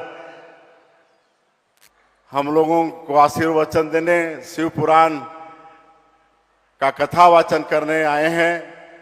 मैं पूरे छत्तीसगढ़ की जनता के तरफ से, जसपुर जिला वासियों के तरफ से आपका बहुत बहुत आभार करता हूं। आपके श्री चरणों में मैं प्रणाम करता हूं। हमारे क्षेत्र के लोग आपको टीवी में बहुत देखते थे, सुनते थे, और उनकी इच्छा होती थी कि कभी साक्षात आपको अपने बीच में देखें, आपके श्रीमुख से शिव पुराण कथा का रसपान करें। और ये बराबर हमसे चर्चा करते थे कि ऐसा सौभाग्य अगर जसपुर क्षेत्रवासियों को हो जाए तो बड़ी अच्छी बात होगी। और सभी हमारे जिला के जो सर्व हिंदू समाज के लोग हैं, प्रमुख हैं, सबकी बड़ी इच्छा थी कि आप एक बार यहाँ पर आएं और अपने श्रीमुख से शिव पुराण का कथा वाचन करें। और वो सौभाग्य आज हम लोगों को मिला है। आप कष्ट उठा के इतने दूर से चल के यहाँ आए हैं। हम लोग आपको किस शब्दों में धन्यवाद दें, ये क्षेत्रवासियों के पास शब्द भी नहीं हैं। और मैं क्षेत्रवासियों को भी धन्यवाद देता हूं, सभी हमारे सनातनी जो प्रमुख हैं, जो प्रतिदिन यहाँ पर जजमान के रूप में अलग अलग समाज के बैठ रहे हैं, सब ने मिलकर इस कथा का आयोजन किया है। सब आर्थिक, मानसिक, शारीरिक हर तरह से सहयोग करके इस कथा का आयोजन किए हैं, तो उनका भी मैं बहुत बहुत धन्यवाद करता हूं, उनका आभार करता हूं कि आप लोगों की जो इच्छा थी, भोलेनाथ से आप सब लोग मन्नत मांगे थे, तो भोलेनाथ वो इच्छा हम लोगों की पूरी किए हैं। परम पूज्य पंडित जी महाराज यहाँ पर विराजमान हुए हैं और आज 5वां दिन चल रहा है शिव पुराण का, बहुत अच्छे से चल रहा है। मैं रोज लाइव थोड़ा बहुत देख ही लेता हूँ, काम करते करते भी आप लोगों को मैं जहाँ भी रहता था थोड़ा टाइम मिलता था, चाहे रायपुर में चाहे मंत्रालय में, वहाँ से बराबर मैं आप लोगों को देखता रहा हूँ। बहुत अच्छा ये शिव पुराण का कथा पूज्य महाराज जी के मुखारबिंद से चल रहा है। और मैं बताना चाहूँगा आदरणीय महाराज जी को कि महाराज जी, ये जसपुर जिला आदिवासी बहुल जिला है, यहाँ से लगा हुआ झारखंड है, उड़ीसा भी है।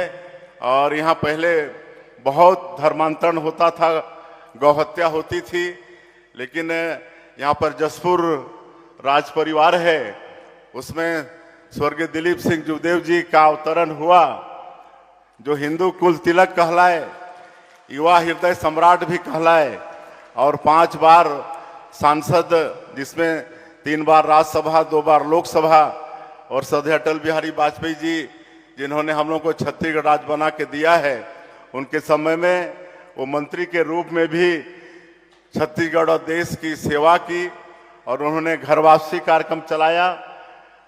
सबका जो कन्वर्टेड लोग, उनका अपने हाथों से उनका पैर धो धो के अनुष्ठान करके उनको फिर से हिंदू बनाने का काम किया। तो ये क्षेत्र बचा हुआ है। यहाँ पर वनवासी कल्याण आश्रम है, अखिल भारतीय वनवासी कल्याण आश्रम, जिसके कार्यकर्ता गांव-गांव में हैं, और उनके प्रयास से ये क्षेत्र बचा हुआ है। और ऐसे क्षेत्र में हम लोग निवास करते हैं, लड़ाई लड़ते हैं।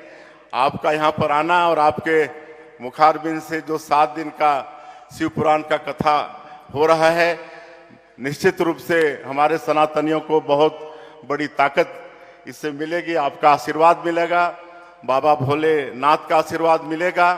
और ये जो मधेश्वर महादेव हैं, इसकी बड़ी मान्यता है महाराज जी। हम तो सुने हैं बुजुर्गों से कि पहले किसी कोई संकट में घिर जाता था या किसी को बाल बच्चा नहीं होता था, तो यहाँ पर आके मन्नत मनाते थे, पूजा अर्चना करते थे, तो उनकी इच्छा पूरी होते रही है। और जो golden book of world record है, वो भी मधेश्वर महादेव को दुनिया का सबसे बड़ा नेचुरल शिवलिंग का दर्जा दिया है। अब आप यहाँ पर आ गए हैं, यहाँ पर पधारे हैं, आपका श्री चरण यहाँ पर पड़ा है, और ये 7 दिनों का शिव पुराण हो रहा है, तो ये तो सोने में सुहागा हो गया। आप उसमें और फिर मुहर लगा दिए, मधेश्वर बाबा को और मान्यता आपने दिला दिया है। ये कथा का सीधा प्रसारण आस्था चैनल से हो रहा है, पूरे देश और दुनिया में बार बार मधेश्वर महादेव भी दिख रहे हैं, तो बहुत बड़ा लाभ हम लोग को यहाँ पर हो रहा है। और निश्चित रूप से आपके कथा से हमारे सनातनियों को बहुत बड़ा बल मिला है, क्योंकि आपका प्रवचन का भी हम लोगों को लाभ लेना है, इसलिए मैं ज़्यादा नहीं बोलते हुए फिर से एक बार पूरे जिला वासियों के तरफ से, आयोजन समिति के तरफ से आपका बहुत बहुत आभार करते हुए, धन्यवाद करते हुए, और इतने दूर में आप आए हैं, किसी तरह की तकलीफ होगी, कोई कष्ट होगा तो उसके लिए भी मैं अपने तरफ से, परिवार के तरफ से, समस्त क्षेत्रवासियों की तरफ से हम क्षमा भी चाहेंगे। आप इसको पुण्य समझकर, सेवा समझकर कोई भी कष्ट को आप सह लीजिएगा।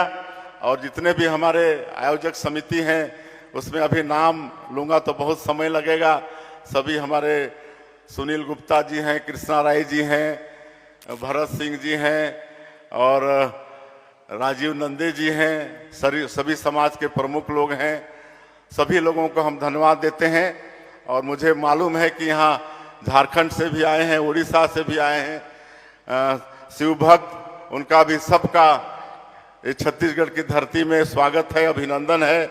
और उनसे भी कष्ट तो जरूर होता होगा आप लोगों को यहाँ पर, लेकिन उस कष्ट के लिए भी हम क्षमा चाहते हैं। और आप सभी को सम्यक फल मिले इस शिव पुराण का, ऐसा बाबा भोलेनाथ से, पूज्य महाराज जी से प्रार्थना है। और धर्म के क्षेत्र में हम लोग मतलब छत्तीसगढ़ के हित में काम कर पा रहे हैं, तो इसमें भी बाबा भोलेनाथ की बड़ी कृपा है। रामलला दर्शन योजना हम लोग शुरू किए हैं।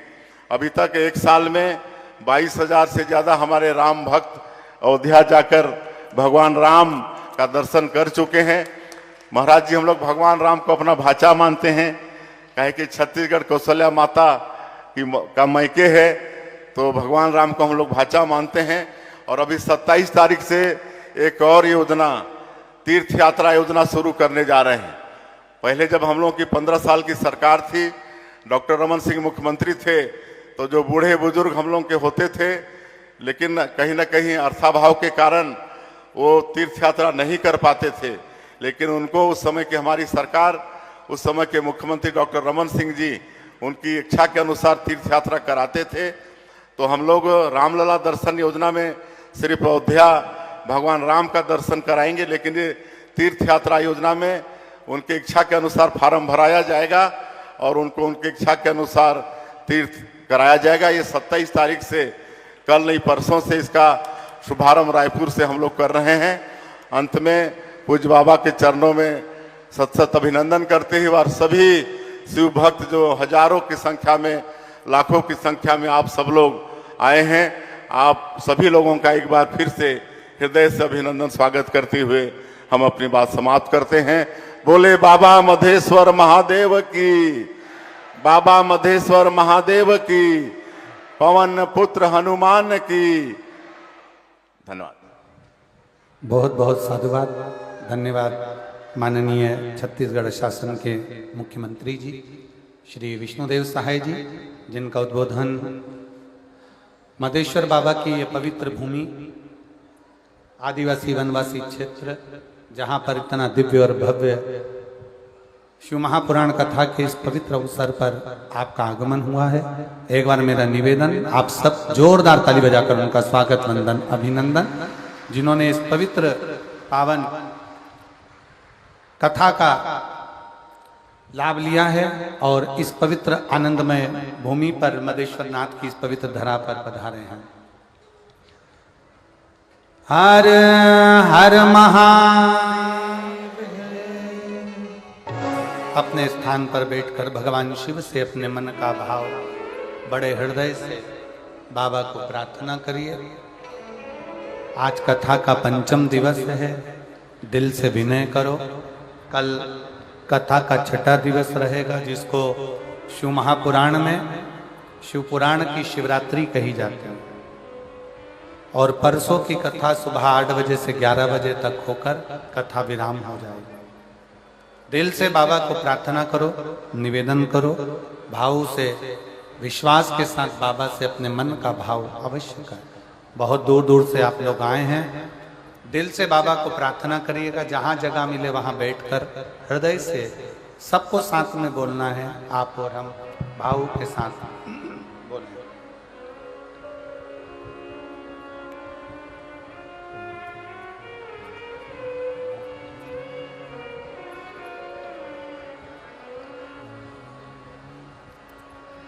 श्री शिवाय नमस्तुभ्यं श्री शिवाय नमस्तुभ्यं श्री शिवाय नमस्तुभ्यं श्री शिवाय नमस्तुभ्यं श्री शिवाय नमस्तुभ्यं भोला सब दुख काटो हमारा ओ भोला सब दुख काटो हमारा शिव शंकर जपो तेरी माला भोले बाबा जपो तेरी माला भोला सब दुख काटो हमारा ओ भोला सब दुख काटो हमारा वेश मंगल मंगलकारी वेश मंगल मंगलकारी शमशान वासी हमारा शमशान वासी हमारा ओ भोला सब दुख काटो हमारा ओ भोला सब दुख काटो हमारा।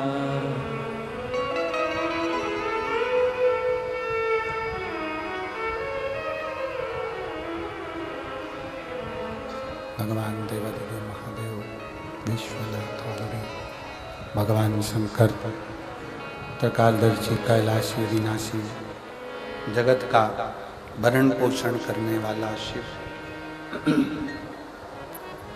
शिव कथा कह रहे हो।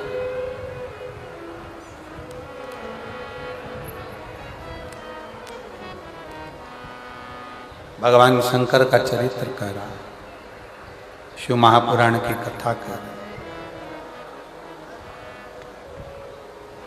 विश्वास है तो शिव है। जैसे अभी माननीय मुख्यमंत्री जी ने अपनी वाणी में कहा, शब्दों में कहा कि मदेश्वर नाथ जी का ये जो शिवलिंग है, जब हमारे क्षेत्र के लोगों को कोई तकलीफ होती है तो वो यहाँ आकर बाबा को अपने हृदय की बात कहकर जाते हैं।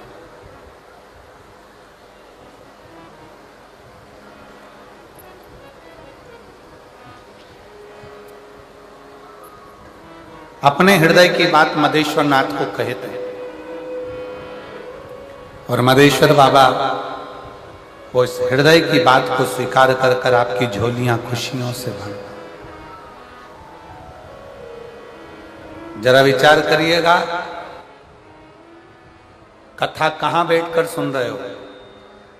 मदेश्वर बाबा के चरणों में। और विश्वास के साथ अगर श्रवण करिए, भरोसे के साथ। यहां आए हो, सेवा कर रहे हो, कोई किसी रूप में सेवा कर रहा है, कोई पानी पिला रहा है, कोई अन्य रूप में सेवा कर रहा है, कोई किसी रूप में सेवा कर रहा है, अपने अपने क्रम में सब लगे हुए हो। वो सेवा का फल खाली नहीं जाता।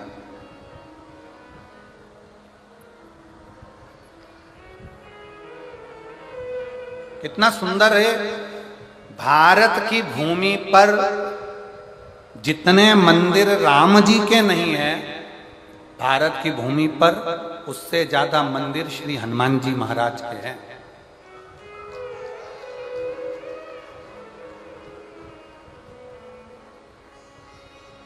भारत की भूमि पर जितने मंदिर राम जी के नहीं है, गांव गांव में भले राम जी का मंदिर नहीं होगा, पर भारत की भूमि पर सबसे ज्यादा मंदिर श्री हनुमान जी महाराज के हैं।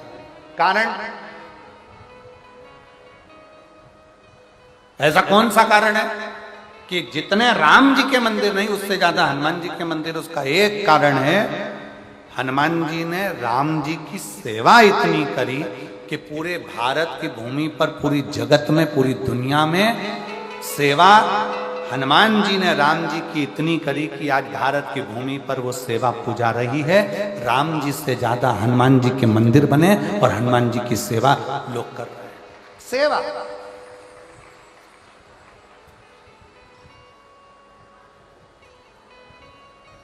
और एक बात और कहना चाहेंगे शिव महापुराण के माध्यम से, भगवान शंकर की कथा के माध्यम से,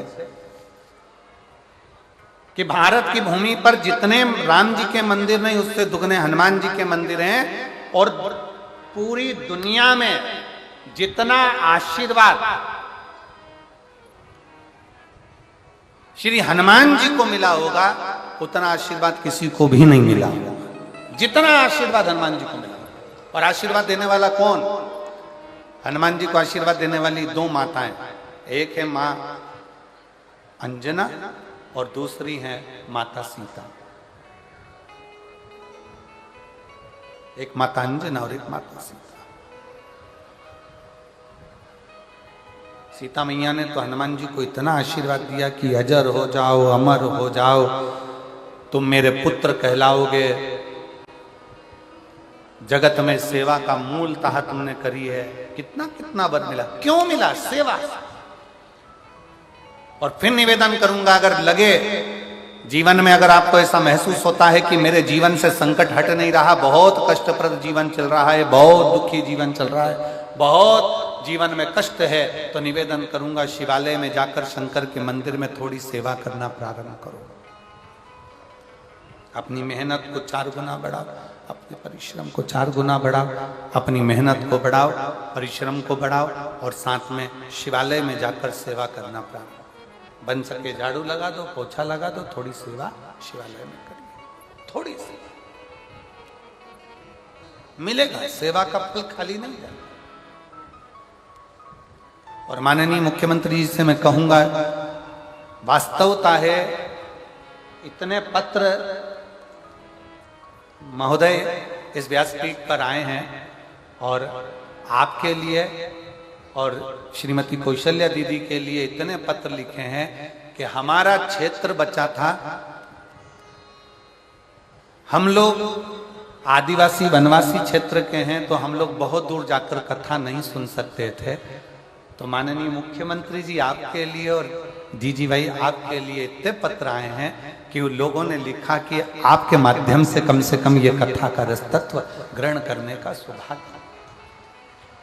मैं आपको पुनः फिर बहुत बहुत साधुवाद देता हूं। एक बार जोरदार ताली बजाकर आपके लिए बहुत साधुवाद, बहुत बहुत बहुत बहुत साधुवाद कि क्षेत्रवासियों, जैसा आपने कहा अपनी वाणी में कि क्षेत्रवासियों का मन था शिव पुराण कथा का कि शिव की कथा हो। और हम कहेंगे माननीय मुख्यमंत्री जी से, जब हम यहाँ आए थे तो यहाँ आने पर हमको कई लोगों ने कहा कि ये बहुत वन क्षेत्र है, मदेश्वर नाथ जहाँ विराजमान है। अभी जैसे आपने कहा कि यहाँ रास्ता भी बड़ा विचित्र है, वन क्षेत्र है। और जब हम यहाँ आए तो लोगों ने कहा कि इतने वीराने में, इतने वीरान में, इतने जंगल में और इतने वीरान में कथा श्रवण करने के लिए कैसे लोग आएंगे? जहाँ से रेलवे स्टेशन भी बहुत दूर है, 150-200 किलोमीटर पड़ता है, जहाँ से बस अड्डे भी बहुत दूर पड़ते हैं, तो इस वीरान जंगल में कैसे लोग कथा श्रवण करने के लिए आएंगे? पर हमने उनसे एक ही बात कही थी, जिन्होंने हमसे कहा, हमने कहा कथा सुनने वाले माधेश्वर नाथ हैं, कथा करवाने वाले माधेश्वर नाथ हैं, और कथा का जजमान पद भी अगर कोई ग्रहण कर कर बैठे हैं तो वो माधेश्वर नाथ हैं। वो स्वयं करा रहे हैं, स्वयं कर रहे हैं और स्वयं कराना, कोई दूसरा नहीं। हर हर, जरा दमदारी से दोनों हाथ उठाकर हर हर, वो स्वयं करा रहा, स्वयं। और मैंने तेरे ही भरोसे बाबा, तेरे ही भरोसे हवा बिच उड़ उड़ती जावांगी, बाबा डोर हटो छड़ी नाम कटी जावांगी, भोले मेरे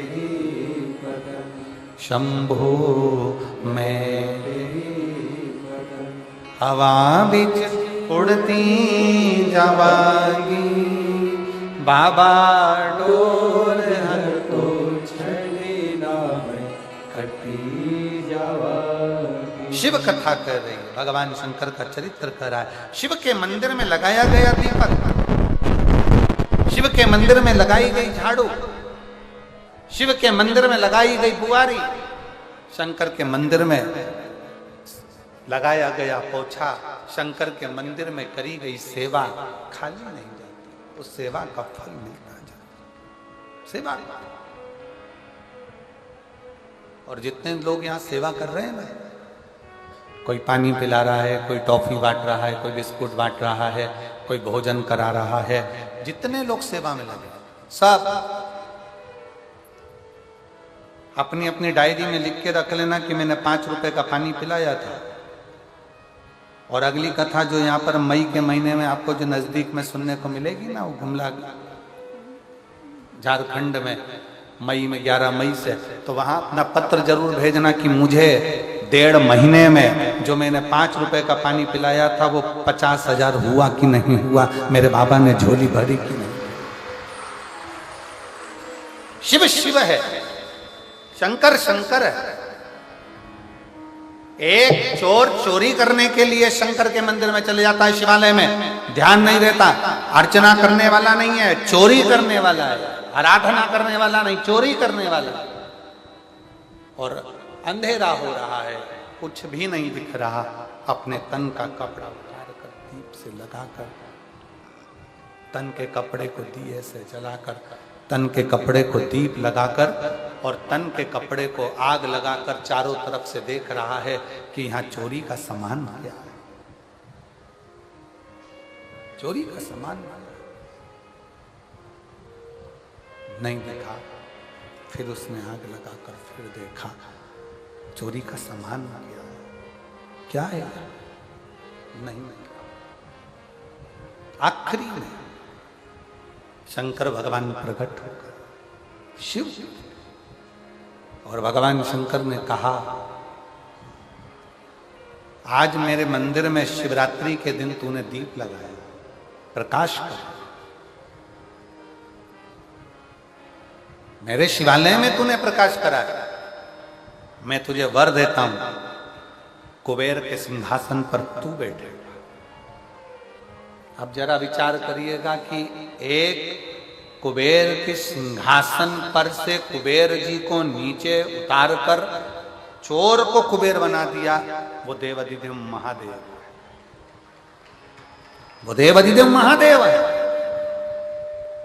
देवता देने से पहले विचार करते हैं कि इसको कितना देना है, देवता देने से पहले विचार करते हैं इसको कितना प्रदान करना है, देवता देने से पहले विचार करते हैं इसको ज्यादा देना है, कम देना है, कितना देना है, कब देना है, देवता विचार करते हैं। पर एक देवाधिदेव महादेव केवल ऐसे हैं जो उनके मंदिर के सामने से, शंकर के शिवालय के सामने से भी अगर मुस्कुरा कर निकल जाता है तो मेरा शंकर उसकी झोलियां खुशियों से भर देता, खुशियों।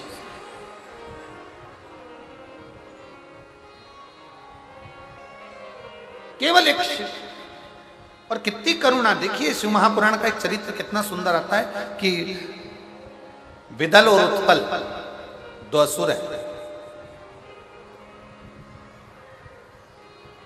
विदल और उत्पल 2 असुर हैं, दोनों की वृत्ति बेकार, पर उसमें से एक कहीं ना कहीं उसके हृदय में श्रद्धा और विश्वास है।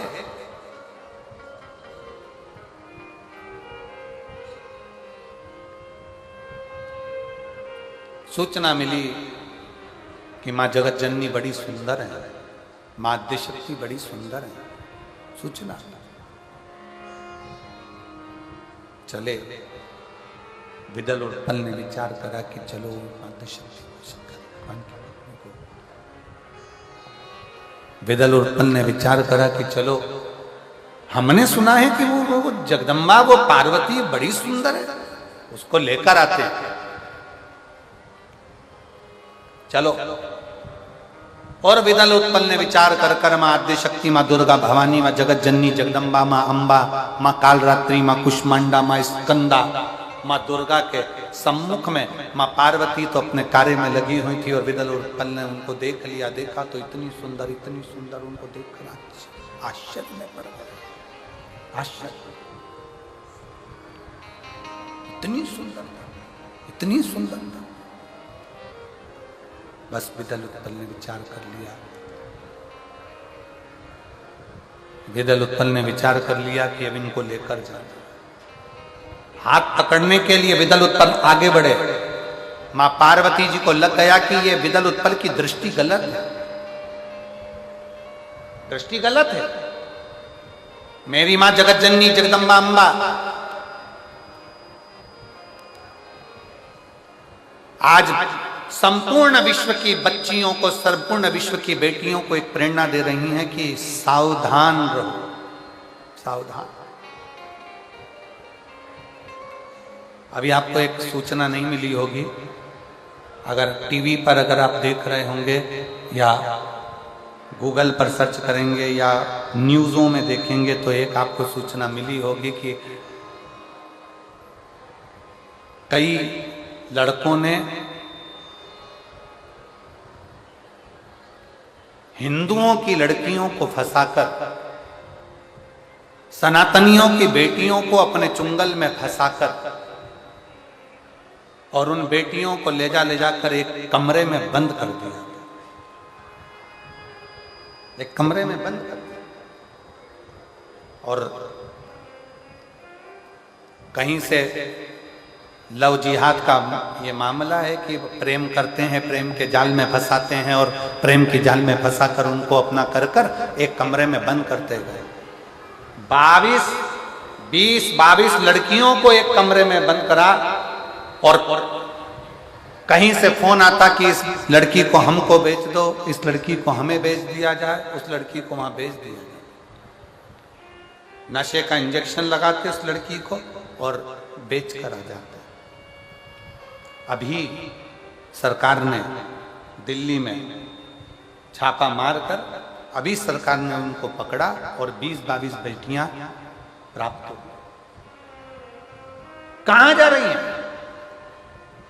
हमारे सनातनियों की बेटियों को भड़काकर, हमारे सनातनियों की बेटियों को, और फिर निवेदन करूंगा मेरे भारत की बेटियों से, जितनी बेटियां मेरी यहां कथा श्रवण करने के लिए बैठी हैं और जितनी आस्था चैनल के माध्यम से कथा सुन रही हैं, जितनी बेटियां कथा श्रवण कर रही हैं, मैं उनसे एक निवेदन करना चाहूंगा।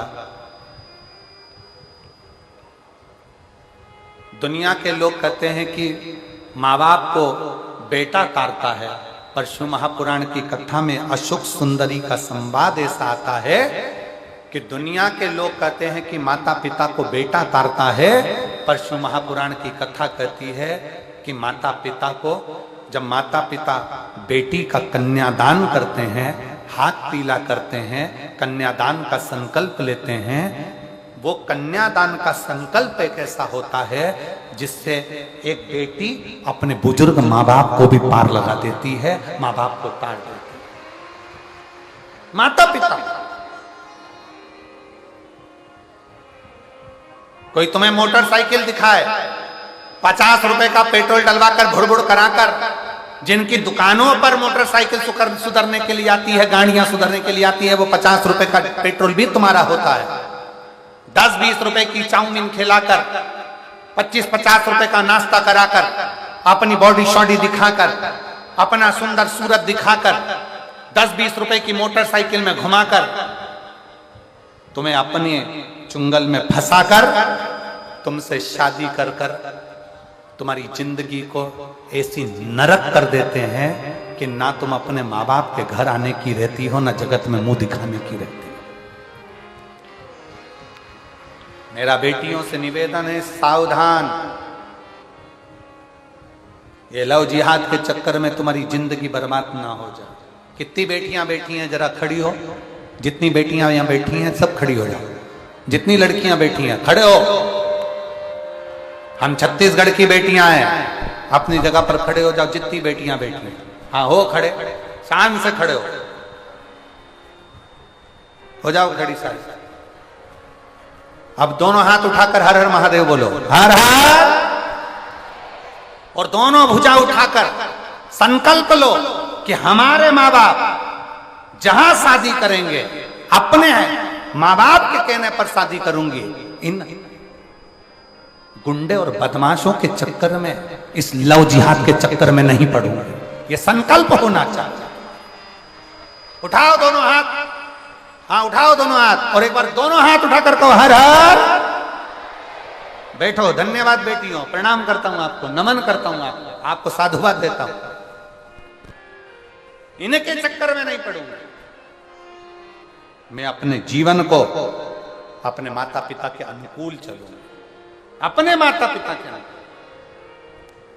और जो जैसी भावना लाया वो वैसा ही फल पाया, जो जैसी भावना लाया वो वैसा ही फल पाया।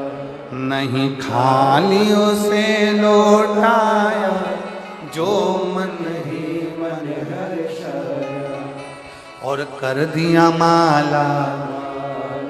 बोलो बोलो सब बोलो, लुटा दिया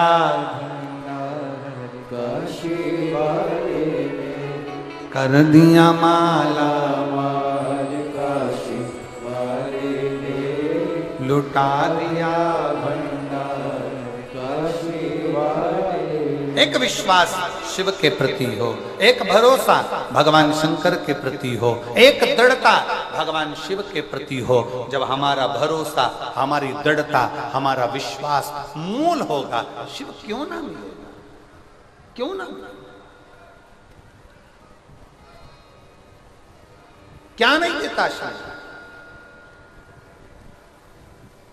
पार्वती जी ने देख लिया विदल उत्पल, पार्वती जी ने देखा, और पार्वती जी ने जैसे विदल उत्पल को देखा, और पार्वती जी ने विदल उत्पल को देखते से ही जो देखा विदल उत्पल को पार्वती जी ने कि ये तो दोनों गलत दृष्टि से, गलत भाव से, गलत विचार से मुझे देख, गलत भाव, गलत विचार, गलत दृष्टि। पार्वती जी ने देखा कि ये गलत विचार से, गलत भाव से, गलत दृष्टि से मुझे देख रहे हैं। तुरंत माता पार्वती जी को क्रोध आ गया। माता पार्वती तुरंत, और पार्वती जी को ऐसा क्रोध आया, ऐसा क्रोध आया, माता पार्वती को ऐसा क्रोध आया, पार्वती जी क्रोध में लाल, और माता पार्वती जी ने उठाया कुंदुक, और कुंदुक उठाकर माता पार्वती जी ने उसका प्रहार किया। वो कुंदुक भगवान शिव के चरणों में जाकर गिरा। शिव जी का नाम कुंदकेश्वर महादेव को, कुंदकेश्वर, बोल कुंदकेश्वर महादेव की। अपने स्थान पर बैठकर भगवान शिव जी से अपने मन का भाव बड़े प्रेम के साथ, हृदय के साथ, दिल से प्रार्थना करिए, निवेदन करिए, विनय करिए, बाबा को अपना मन का भाव कहिए, और हृदय से बाबा को अपने मन के भाव को व्यक्त करिए। जहां जगह मिले वहां बैठकर हृदय से बाबा को अपने हृदय का भाव घोषित करिए। श्री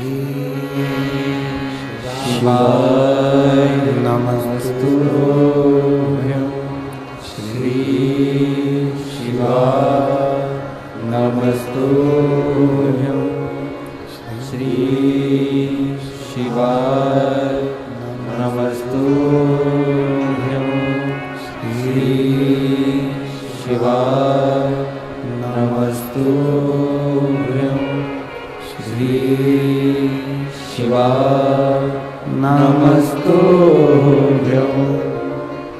भोला सब दुख काटो हमारा, ओ भोला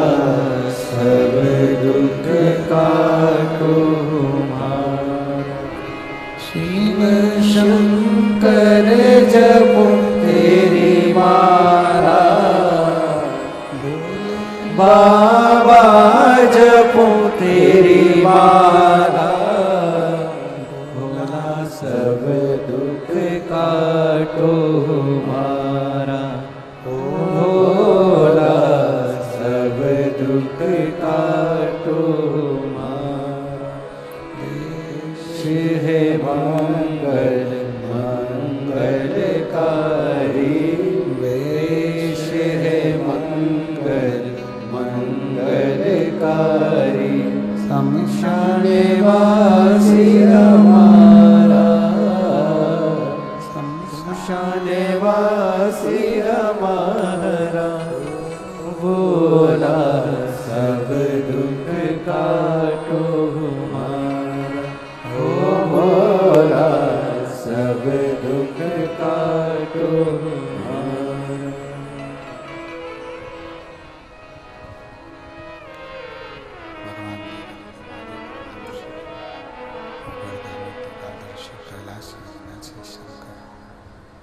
भगवान शिव की पवित्र कथा कह रही है।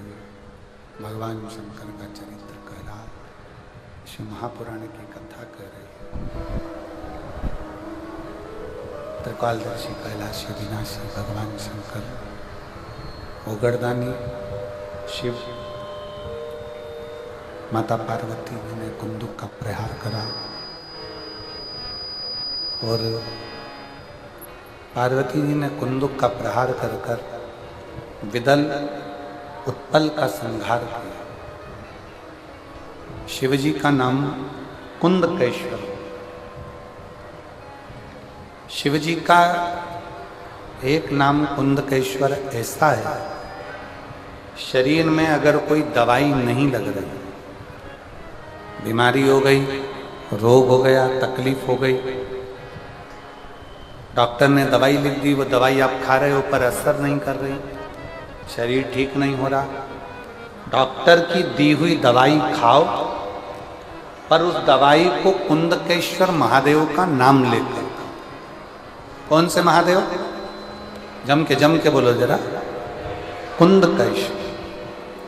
डॉक्टर की दवाई खाओ पर उस दवाई को कुंदकेश्वर महादेव का नाम लेकर फिर खाओ। और हम तो कहेंगे जिनके आंखों में अगर तकलीफ ज्यादा होती है, नेत्रों में कोई रोग ज्यादा हो रहा हो, नेत्र रोग ज्यादा है, तो सुबह बाबा के मंदिर में जब आप जाते हैं शिवजी को जल चढ़ाने के लिए, तो यो शिवजी का जो शिवलिंग होता है और जो जलाधारी होती है, उस जलाधारी के सामने से जहां जल बहता है वहां पर अपनी हथेली को लगाकर, ऐसे अपने हाथ की हथेली को लगाकर कुंदकेश्वर महादेव के नाम से उन आंखों पर उसको थोड़ी देर लगाना चाहिए। शिवजी को जल चढ़ाने के बाद हथेली को जहां से पानी बहता है नीचे की ओर, वहां अपनी हथेली लगाओ, हाथ, और हाथ लगाकर उस हाथ को अपनी आंखों पर थोड़ा थोड़ा देर लगाना प्रारंभ करिए। धीरे धीरे कुंदकेश्वर महादेव का नाम लेते रहो। नेत्रों का कैसा भी तकलीफ होगी वो धीरे धीरे ठीक होना प्रारंभ होती जाएगी, नेत्र काम करना प्रारंभ। कुंदकेश्वर महादेव का नाम लो। भगवान श्री कुंदकेश्वर पधार रहे हैं, जोरदार ताली बजाकर उनका दर्शन आनंद करें। कल कथा का छठा दिन रहेगा। कथा का समय यही 1 बजे से 4 बजे तक रहेगा। प्रेम से आप और हम कथा का लाभ लेंगे। कल कथा का छठा दिन मतलब कथा की शिवरात्रि रहेगी। बहुत शिव भक्त कल की कथा में आनंद लेने के लिए आएंगे। परसों के दिन कथा का विराम 27 तारीख को सुबह 8 बजे से 11 बजे तक कथा हो जाएगी। जिन्होंने 7 दिन की कथा नहीं सुनी होगी वो प्रातः 8 बजे की 11 बजे तक कथा श्रवण कर बाबा को अपना झोली पसार कर प्रणाम कर अपने घर को जाएंगे। 27 तारीख को ये कथा विराम हो जाएगी। 1 अप्रैल से 5 अप्रैल तक शिव महापुराण की कथा शाहदा महाराष्ट्र में प्रारंभ हो जाएगी, जिसका लाभ आप और हम लेंगे। शारदा महाराष्ट्र में भी कथा का समय 1 बजे से 4 बजे तक रहेगा, जहाँ के विधायक श्री राजेश पांडवी जी उसके मुख्य यजमान रहेंगे और उस कथा का लाभ आप और हम लेंगे। फिर 11 अप्रैल से शिव महापुराण की कथा रतनगढ़ राजस्थान में प्रारंभ हो जाएगी, जिसका कथा का समय 1 बजे से 4 बजे तक रहेगा, जिसका लाभ आप और हम लेंगे। सभी लोग बड़े भाव से आरती का आनंद लें और अपने जीवन को सार्थक बनाएं। कुछ सूचनाएं आशीष जी दे। हर हर महा जय जय श्री राधे। सभी भक्तों को हर हर महादेव साधा जय श्री कृष्णा श्री शिवाय नमस्तुभ्यम। व्यासपीठ को नमन करते हुए हम सबके प्रिय, हम सबके लाडले ठाकुर कल्लू जी महाराज के चरणों में नमन करते हुए परम सद्य परम आदरणीय विश्वविख्यात पूज्य गुरुदेव के पावन चरणों को नमन करते हुए और आप सभी शिव भक्तों के चरणों में नमन करते हुए सुंदर आज हम सभी ने पंचम दिवस की कथा श्रवण करी। कल छठवें दिवस की कथा में हम सभी दोपहर 1 बजे से 4 बजे तक जुड़ेंगे और कथा अमृत का लाभ लेकर अपने जीवन को कृतार्थ में करेंगे, आनंद में करेंगे।